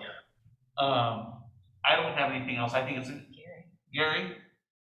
Oh, I was just gonna say, it's probably preferable to my original idea, which was to take it all from the city manager budget, but, sorry. I think it's an excellent use for rainy day fund, or for reserves that we set aside to do something like this. I'm assuming we'll have to call the budget committee back together to do the supplemental budget. Is that correct? No, that is not correct. We do not need to do that. That must have been because Corey has mentioned that before, and I've checked with the Department of Revenue and some other municipalities, and that I think that was maybe something that used to be old code or old statute, but now they only have to be brought back if there's a change before the city council approves it. So, but with that being said, we have made initiative to just inform our budget committee more of what's going on annually as far as the fiscal requirements and updates go. So they will definitely know about this. We'll keep them. It's good news. I mean, it uncomplicates the process. Having been through it in my previous office in the Valley, it's not always easy to get a budget committee back together in the middle of a budget time. Yeah, and the other tricky thing is, we've got new members, and so sometimes the budget committee that approved the budget's not there anymore. So it's a funny arrangement for sure. Excellent, good news. And I apologize for not putting the page from the budget. It's page 44 from our budget document, our this year's budget book, in the packet. This was all sort of transpiring in real time over the last week or so. But I'm referencing page 44 of the budget book. And just for a little bit of context, in the adopted budget, we have $910,000 for reserve for future expenditures, $136,000 in the affordable housing reserve that's restricted. We, for the first time ever, created a tourism reserve, which is restricted for TLT dollars that exceed the amount that we're contracting currently with the chamber. And we have $18,000 there, but Joe ran some numbers and we're over $100,000 midway through this fiscal year for that. $150,000 for our law enforcement reserve, not restricted by ordinance, but allocated in the budget for that purpose. The rainy day fund was allocated $530,000 this fiscal year, and then finally was the capital replacement reserve, which Paul and Joe do a great job of calculating needs for future equipment and capital contribution. So that's over $2 million in reserves, which is again a very fortunate place to be. I don't have a problem using the reserves. They're set up for opportunities and emergencies. And this is definitely an opportunity that we should pursue, and let's keep going. I agree, and I think the supplemental budget is just a lot simpler, and that's what this money's here for, so I like the recommendation. I agree. I think that that's exactly what this money, what we are in luxury situation where we can set money aside so we can take advantage of opportunities when they arise, and that's what we've done, and I think we should take advantage of it. If we do end up gaining some money from ODOT and from other sources, would it go back in automatically into this, or would it depend? I'm glad you asked that question. We were joking a little bit internally that not that we weren't going to bring it up, but that right now we don't have a crystal clear answer to that. But the intent would be that we would, depending on which land is sold, to try to allocate it back to where it came from. So, an example of that might be the funds that come from the general fund that we're talking about right now, could potentially come back into the unrestricted, reserve for future expenditure reserve. And then funds from, say, the URA dollars in the right of way could maybe get reinvested into the East Portal project itself. So probably trying to keep it along those lines. But I just did what I said I wasn't going to do, which is to say, we don't know. We don't have that answer yet. That's something we need to figure out down the road. Okay, that was it. Okay, Councilor Ross, Councilor Les, any last thing other than march on? Okay. There you go. Great. So, Joe, whether it's during another supplemental budget process next month or no later than March, like I referenced in the urban renewal meeting, this and then also an urban renewal agency supplemental budget will be coming to you all sometime before a purchase and sale agreement is before you for approval, but likely next month, possibly early March. So. All right. We good? Corey, we good on that one? Yeah, that's great. Okay, thank you. Next item, discuss potential changes to the 2022 City Council meeting schedule. Carrie? So we do this every year about this time. We take a look at the calendar and see where we might find conflicts with holidays and other things. We came up with 3 potential conflicts and 1 ask of the council. So the first is the second meeting in November. On the 23rd is the day before Thanksgiving. I think a normal recommendation, a normal year, we cancel that meeting because it sits right on top of where most people are gone or with family. The second meeting in December on the 28th is during what traditionally is kind of a holiday break for people. So there's more than likely people out traveling with family, that type of thing. Recommendation there is that we perhaps not cancel that one at this point and leave it in place until we determine whether or not that meeting may need to be used and or move to a special meeting.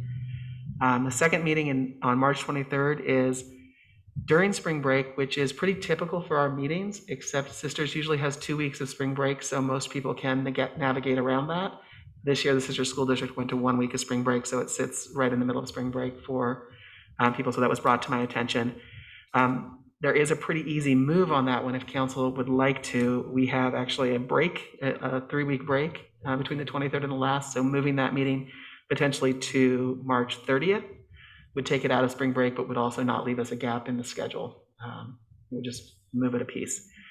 And then the last question is, would council like to take a summer break in July or August? 2 years ago, we actually put in place a summer break where we, ahead of time, scheduled that break. Last year, we didn't schedule a break, but we did take one as the meeting load was very quiet at the last meeting in June, I believe, was the one that we didn't take. So up to council on that, if they would like to take a break. Looking at the calendar, the first two recommendations that I see are July 13th or August 10th, but that's completely up to council and or your needs and what you'd like to do. So that's the information. If you guys have any questions of me or would like to discuss, whatever you determine, we will bring back as a consent agenda item and for approval next meeting. Does anybody have any specific concerns about any specific dates? Yeah, I would prefer the spring break meeting be moved, and I think Carrie brought up a good solution of just bumping it back a week. I think that should work. I know I'm the only person on the council with a kiddo, but I know there's a lot of staff members who have kids too. So just want to be sensitive to that. And I may or may not be here the last week of March, but I will try to find myself in a place where I can connect in remotely. But I agree with Jennifer. I think it's a smart idea. I'm okay with that, so I see nod, so let's do that one. Summer break, does anybody have a preference, or let me throw my idea out there. I like the idea of keeping the December 28th meeting just on the calendar, just so we can have it if we need it, and we can cancel it later. And I would say the same about summer break. Maybe we can get one, maybe we can't, but maybe keep all the meetings on the calendar through the summer just in case we need them. Is that okay, or does somebody want a break, a real break? I can take a break anytime. We've got 3 weeks in between meetings, some months. I really strongly believe that we need to keep all the meetings open except for that spring break, just because of the quality and quantity of work we have coming down the line. It is an election year, and so 3 council members may or may not be here next year, and so we really need to continue carrying on to push this work forward for the next council to pick up seamlessly and carry forward. I agree with that. Yeah, Gary? I agree as well, and would suggest that if we decide to take a summer break, if that works to be something that's doable, that it really kind of leave it up to the staff as to when they might want to have that break from the workload of taking care of us, rather than our making a decision on any particular date. But I have a strong suspicion that we're going to be busy all summer. I do too. What about November 23rd? Yeah, I think we can dump that one. I mean, that's just, there's not a good place to move it to, and we traditionally have only had one meeting in November anyway, so I think that's, isn't it true or no? There's been times too, we've moved the meet from Both of the them, first right? and the third. Yeah. And, you know, whether it's the housing plan and efficiency measures or the parks master plan Maybe we need to or move both of them. any number of other efforts, I would, Could be. am I missing something? If we Well, I move think- something forward, how close is the last one of October to the first one in November? So if I can just answer or put something in place there, we always have the opportunity to put a special meeting in place if we have the ability to do that. I do like, for consistency and transparency with the public, to try to keep them to the second and the fourth if we can, for the most part. If not, we do need to probably give some leeway in that. But if we get into, I think, November or late October and realize that to get the work done, we need to put a special meeting in place and go back to back, we could do that without necessarily setting a meeting up right now that we don't know if it's going to hit target dates. So is your recommendation then just leave all the meetings in for now? Except for the November 23rd, which I think is kind of an unrealistic, and then moving the spring break to the 30th, because it really does push us. I'm okay with that. If that's council's. You know, and the last thing I'll say is, and this is to all the counselors, you know, there are times when we have to do things and we'll miss a meeting. It's not the end of the world as long as we don't have 3 of us trying to do it at the same time. So everybody keep that in mind, is you're not gonna get judged if you go on vacation and miss a meeting. You know, it just happens. Life happens sometimes, even to us, you know, so. Sound good, everybody? Yeah. Okay, So I'll bring that back to the next meeting in the consent agenda for approval. okay. Thank you so much for spearheading that. Next item up is staff comments, and Carrie, since you're on the mic, unless you need Sure. time to write. No, I'm good. A couple things closing up and some more things starting. So the State of the City was out in the Nugget today. I thought that it looked good, and a nice message from the mayor. The charter review, been working on this week, and we'll bring back to the February 26th workshop with some final kind of look, you guys to look at exactly what we're recommending moving forward. And then we'll put a timeline in place for the rest of the year on that as well. Corey covered the East Portal, but we've been working on that a lot, so you'll be seeing those URA meetings coming up. And other than that, I've been updating website and working on new forms and all kinds of fun things. Any questions? I don't have any, just thank you for your hard work, and you're the glue, so we appreciate it. Anybody else have any questions? No? Comments? Okay. Joe?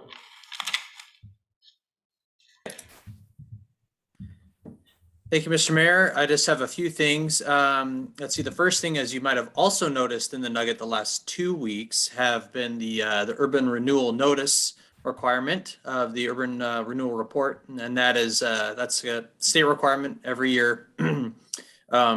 We need to notice the availability of the urban renewal agency report before the 31st of January, and we had to wait a little bit this year just for the financial statement final numbers and all that, and just make sure there wasn't any adjustments, which there wasn't, but we want to make sure that. So we're in compliance as far as that goes. I think I mentioned this in a prior meeting, but we also are going to announce a recruitment for camp hosts this year. We'll probably do that before the end of the week. We're trying to start that process a little bit earlier this year, just to make sure we kind of vet candidates, and we have, spread a bigger web here with an earlier recruitment. So we've kind of learned from that a little bit. And let's see what else. We'll have the audit presentation next month. So I've been working on the statistics and the management discussion analysis for that. So that's been taking up most of our time in the department recently. And that's all I have, unless you have any questions for me. I have a comment. Go ahead, Gary. There's an organization, I think it's called volunteer.gov, and I can verify that and get it to you. And that's where hosting options are quite often posted, like for national parks and things like that. And I know that it's perused heavily by the full-timer RV crowd, the folks you might want to have in there as a camp host. And it might be a way to broaden the net, as you say. And I'll double check tonight and email you if it's not, but I think it's volunteer.gov. Okay. I've been on it for a year or two, so, but Yeah. you put in the state, you put in what you want to do, and then it pops up all the opportunities from trail building to camp hosting to a number of other things. Perfect. Well, thank you. Appreciate that. All right, anybody else? All right, good job as always, Joe. Okay, thank you. All right, Scott, you're next.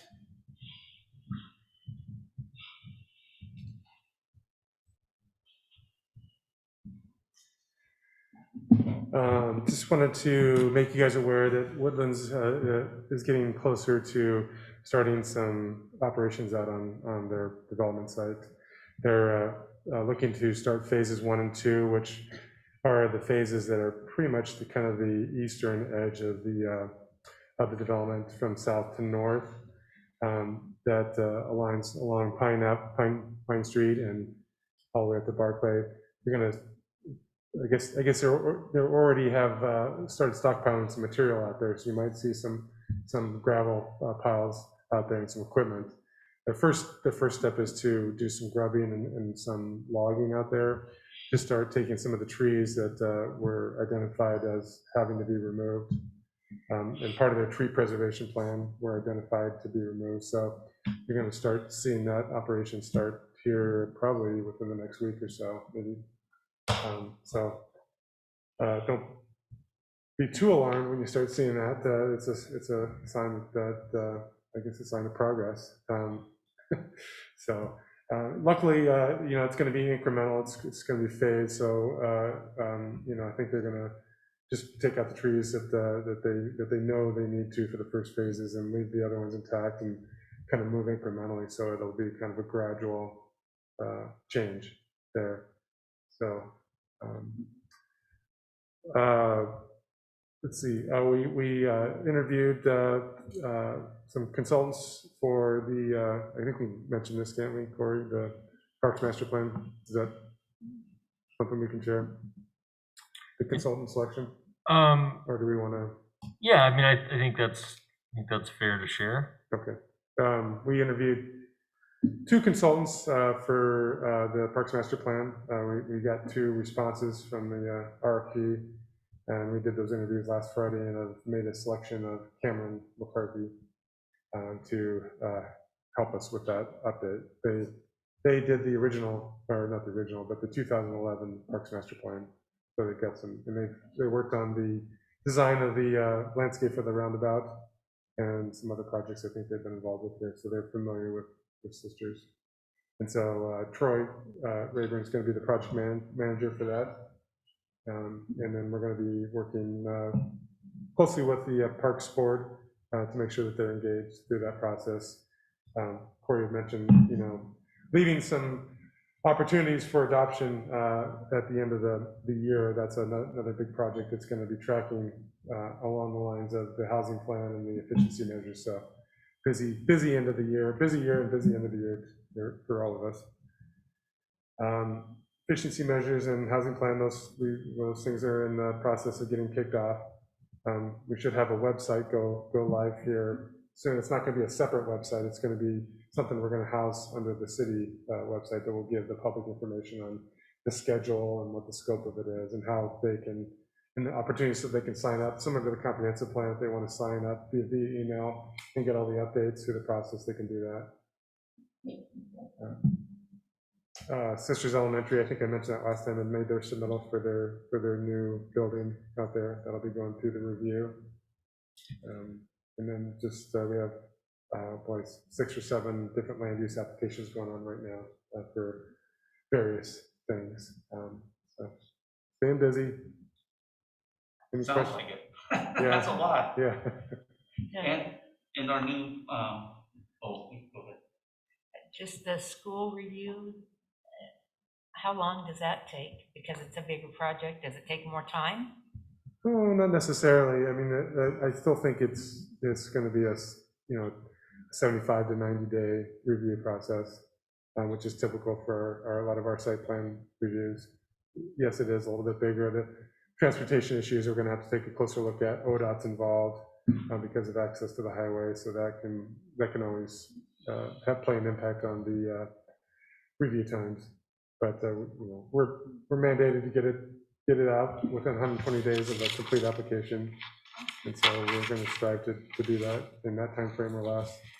We know that they need to get going so that they can meet their goals of having it open in 2023.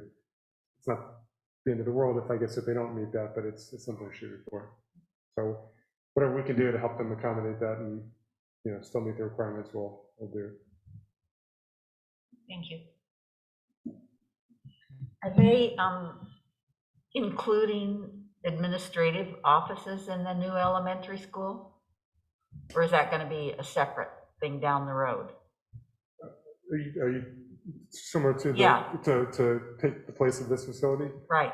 I don't know that. I haven't heard that is. That's the plan is, Okay. I mean, yeah, we need to consult with them, but my understanding is that the overall goal was to do a complete consolidation, not only of the elementary school, but also, I mean, they've already moved the bus barn, consolidate the elementary school, and then also the administrative offices. But they're doing it in separate pieces. Huh? I thought maybe they'd do the administration building. Well, With the they're in elementary. current conversations with the park district as it relates to their structure and whether that could potentially serve as administrative offices. So it's a constellation of projects and conversations. I don't believe that the site plan includes the administrative offices, but the district overall is looking into that. Okay. That's it. Councilor Ross, Councilor Letts, anything?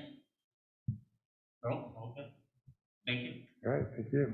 Thanks for all the hard work. I know we have a new staff member coming soon, right? Yeah, February 7th. Okay, cool. Yep. That's coming up fast. It is.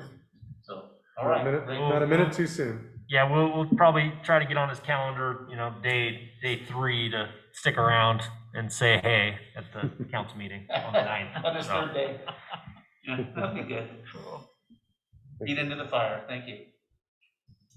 All right, Paul. Thanks for sticking around.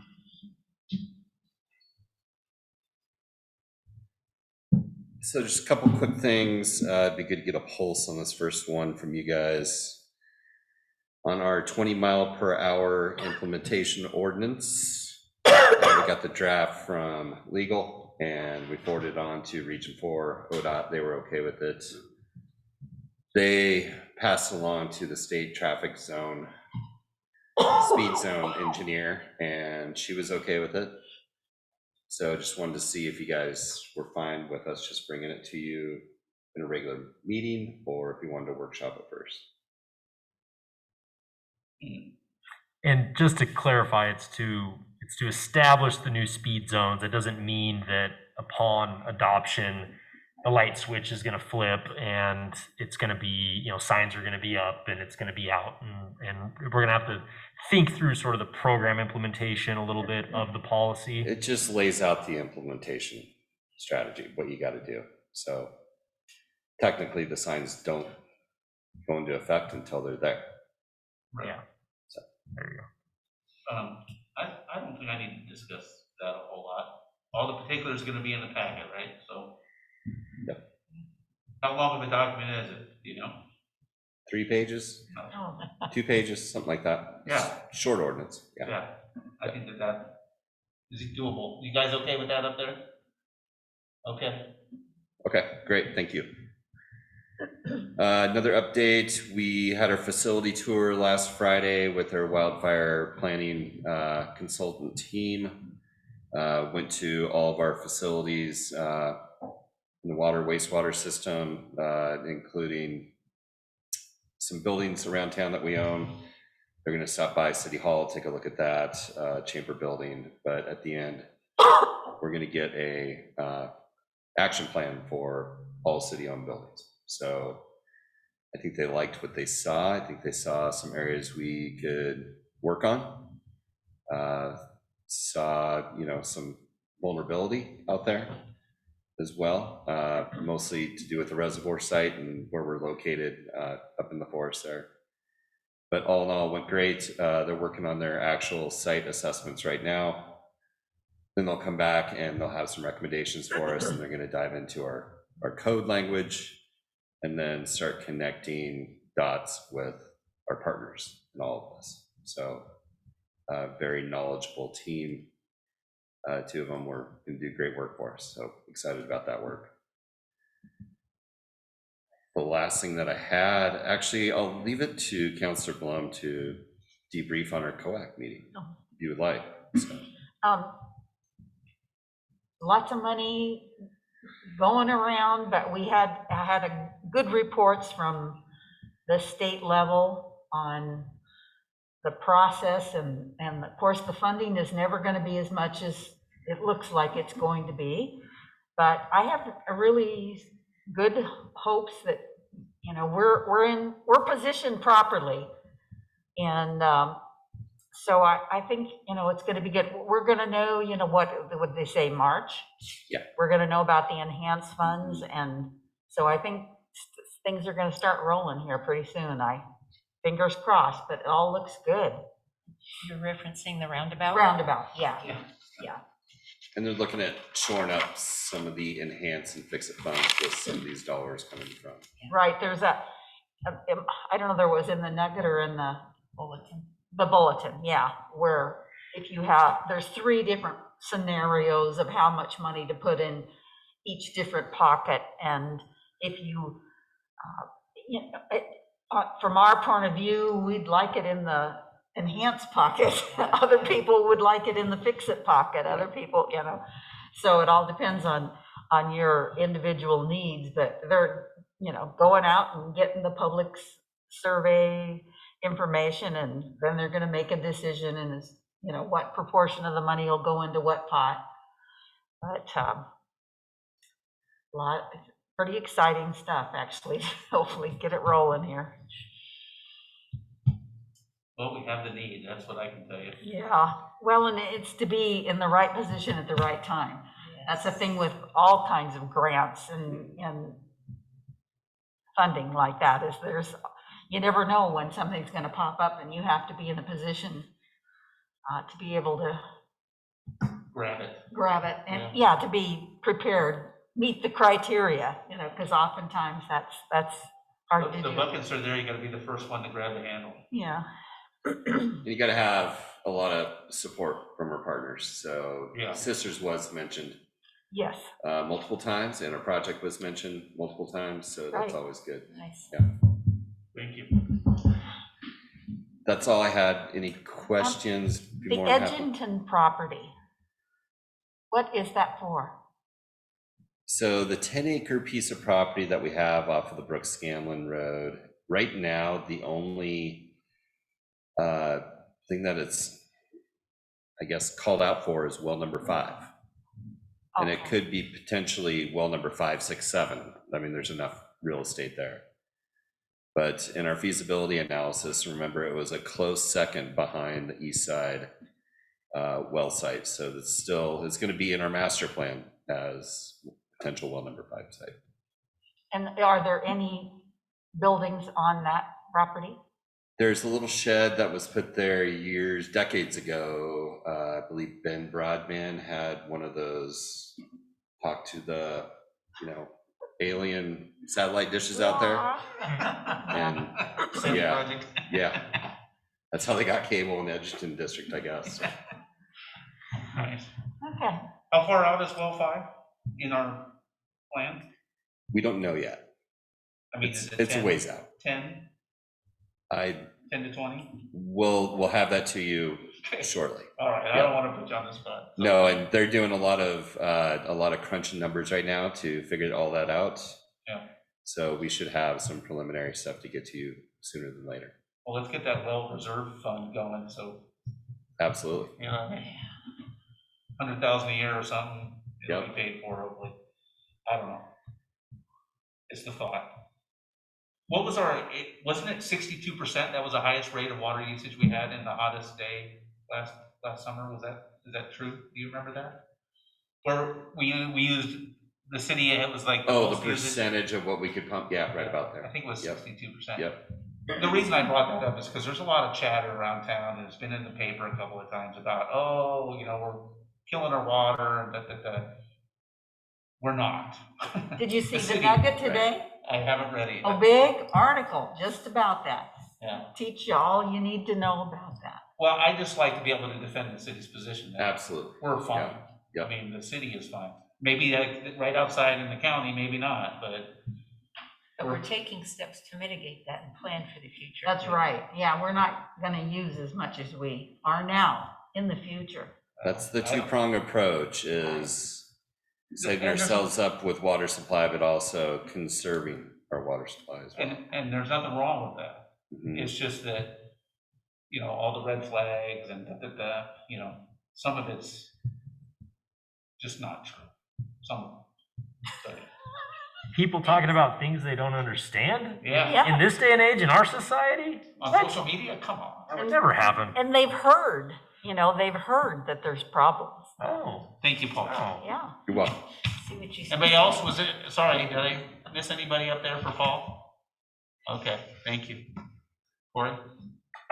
So just to put a bow on what Scott mentioned around the Parks Master Plan, we'll be working on a contract with the selected firm and bringing that to you all next month to actually approve and kick that off. Dovetailing a little bit different, but related to the workshop topic. around tourism. Carrie's gonna attend at least a day, if not a couple days, of the governor's conference on tourism in Sun River, which is about a month and a half from now in the middle of March. I was on a call earlier today with the 4 city managers in Deschutes County, and it had to do with House Bill 4123, which is the bill that is creating, if it's approved, the pilot programs, 8 across the state, to create joint office on houselessness. So all 4 cities, as well as the county, will be listed in that bill for the Deschutes County pilot. So they should have a committee hearing on that, I believe, next week. In the short session after the committee hearing, the bill has to be read for a vote within a week. So 2 weeks from now, in theory, we should know if it's approved. And then it will take some time to flush out exactly kind of the structure and the timing and whatnot. But the bill will require the office to have a strategic plan, and in reality, Bend and Deschutes County have already been sort of building the framework for that. So they're actually having a joint meeting, another joint meeting this Friday at 10 a.m. to discuss that. As you might imagine, it's not all butterflies and smiles and sunshine. There is some disagreement and some apprehension by some partners as it relates to how this is moving forward or whether it should move forward at all. But all 4 cities said, based on the pilot, which is 0 financial commitment on our parts, that we'd like to be involved and basically go from there. So when I have more information, when we have more information, we will learn, we will discuss, we will engage, and then we will go from there. And that's what we've been saying. So that's a good sign. It looks like it should move forward, but we'll know for sure in a couple weeks. I'm trying to think of any other, just small note, but important. This month we did all of our mid-year check-ins with staff as it relates to not necessarily performance reviews. They're not written, they're not documented, but checking in more formally as it relates to just support and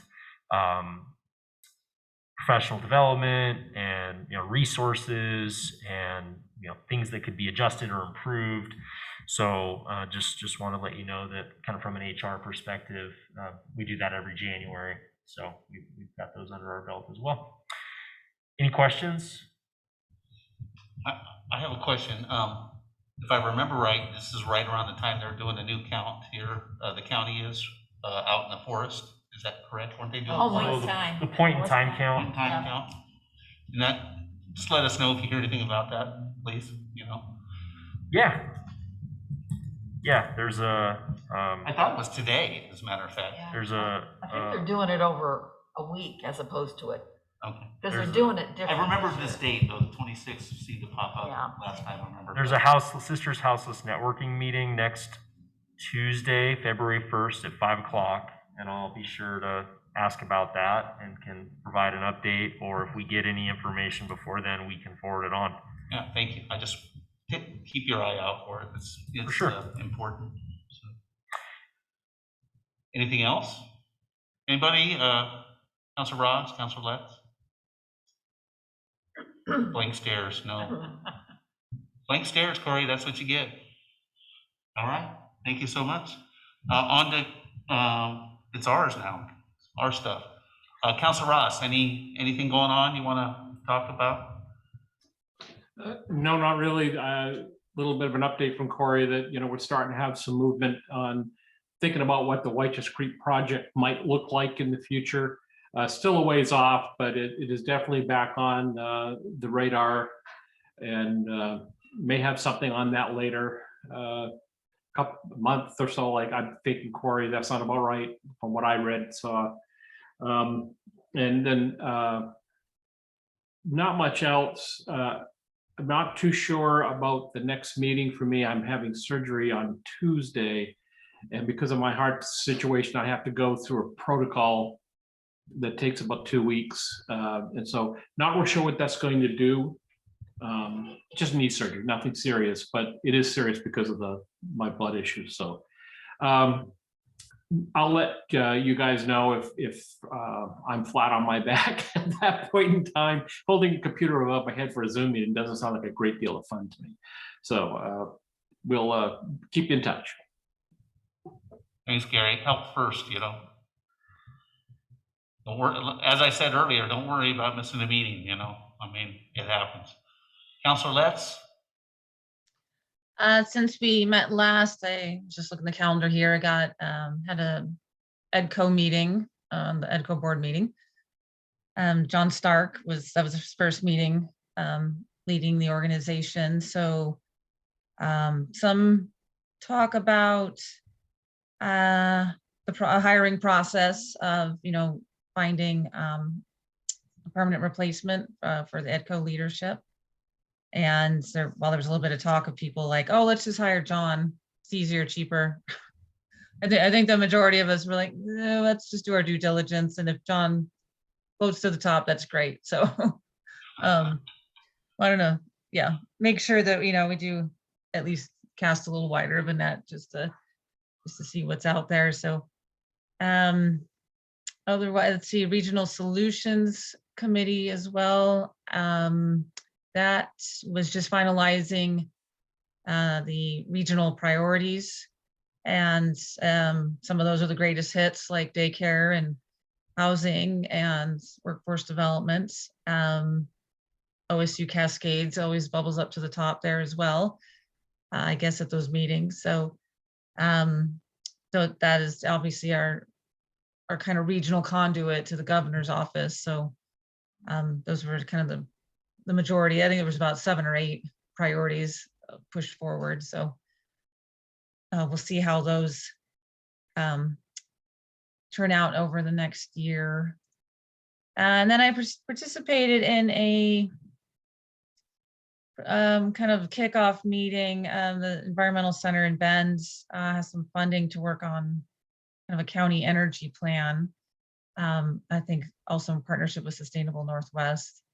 And so that was just kind of a 8 or so of us from different utilities, a couple elected officials, et cetera. They were kind of just picking our brains basically of what was important and what was kind of going on, what might possibly be some goals. So we'll see how that transpires. It was a pretty loose meeting. And I think that was the majority of my official duties over the last 2 weeks. Thanks. All right, thanks. And how's it been getting across the street? Getting across Cascade? It's always an adventure. Fair enough. The roundabout will help in that capacity too, obviously, so. Got anything? Nope, nothing to add. Nothing to add. Well, that's good. Okay. Gary, I'm disappointed. Gary and I had the pleasure of serving on the interview committee for the last 2 first-story homes for McKenzie Meadow. It was a really eye-opening experience, and it was a good thing. It was a nice feel for volunteering this time, knowing that we make a difference, because that was one of the requirements for McKenzie Meadows master plan, was to have the affordable housing. So it was nice to be a part of that.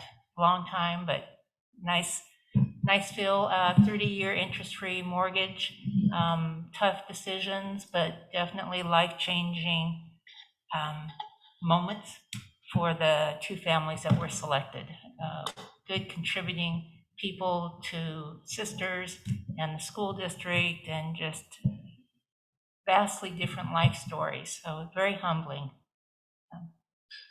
And then just the last thing is, if you are interested in the Main Street program, keep your eyes on John Day. They are the newest Main Street that has received funding. It's a fabulous program, as I told my husband, we've been talking about John Day for 8-9 years, and I said, you missed the boat, because now, besides it being a happening spot, it will really be an appealing community to move to. So watch what's happening in John Day over the next 3 to 4 years. That's it. Cool. And I'll back you up on First Story. I did it twice before this one, and wanted to make sure that you had an opportunity if you wanted to, and I'm glad you did. Please let me know when the key ceremony is. I will be there. I don't have to speak or anything. I just love it. I think it's a good program, and I like how it's interconnected. All the different groups, the affordable housing group, the developers, the city. I just like how it's a true community effort, and those people that get those houses will never forget it. Obviously, it's just so big. Yeah, like she said, it's life-changing. Totally. I mean, it's amazing, and you can see it. I mean, you can tangibly see it when they get a key to their house. They went through this. I mean, they work hard for this, and it's a shame there's only 2, because it starts out with 30 or 40, and they get whittled down to finalists, and then there's still people that are left out. It's tough, but it's really awesome. So just let me know when the key ceremony is. The first key ceremony will be in April. I got the date somewhere. The second property isn't coming on until sometime in late summer. Oh. So because they're on different, they're the middle units of different triplexes. So the first family will get their home in, I want to say April 14th or somewhere around there, but I don't trust me on the date. And I'll see to it that information is forwarded to City Council, so you all have it if you want it. It's well worth it. And this was my second opportunity. Every bit as tough as the first, and every bit as rewarding as the first. Awesome. All right, thank you. I really only have one thing, and that is I'm part of the Oregon Mayor's Association, and I have volunteered myself to be on a couple committees for that organization to help them with how they run their organization, which is basically helping new mayors come on board and figure out, some of the tactics that you can use to be more effective in implementing. And I really like it. Had a good time at the one thing I got to do, which was go to the conference last year, and I'll do the conference this year. And if I'm on committees, I didn't ask which committees to be on. I just said, put me on a couple committees and I'll be okay. They're mostly just Zoom meetings, so they're not going to affect anything that I'm doing here, but it's just fun to be part of a group, a subset of groups, and just kind of meet other people that are doing the same thing that you're doing, and it's fun. So, and that's it. I think I've got nothing else. So let's go home. Wait. Gary. Oh, Gary, sorry, go ahead. One moment. I just checked. It is April 14th at 3 p.m. for the first family. Okay. So you have that information. And one last little bit, a personal favor to me. I want y'all to stay as safe as you can. Right now, Deschutes County, state of Oregon, COVID infection rate is about 248 people per 100,000. Deschutes County is 388 per 100,000. So that's one of the reasons I'm actually over in Newport trying to stay without COVID so I can have my surgery. And I want you all to take care of yourself and be real careful around everybody. It's a real mess in Deschutes County right now. Thanks, Gary. All right, now meeting adjourned. And checks.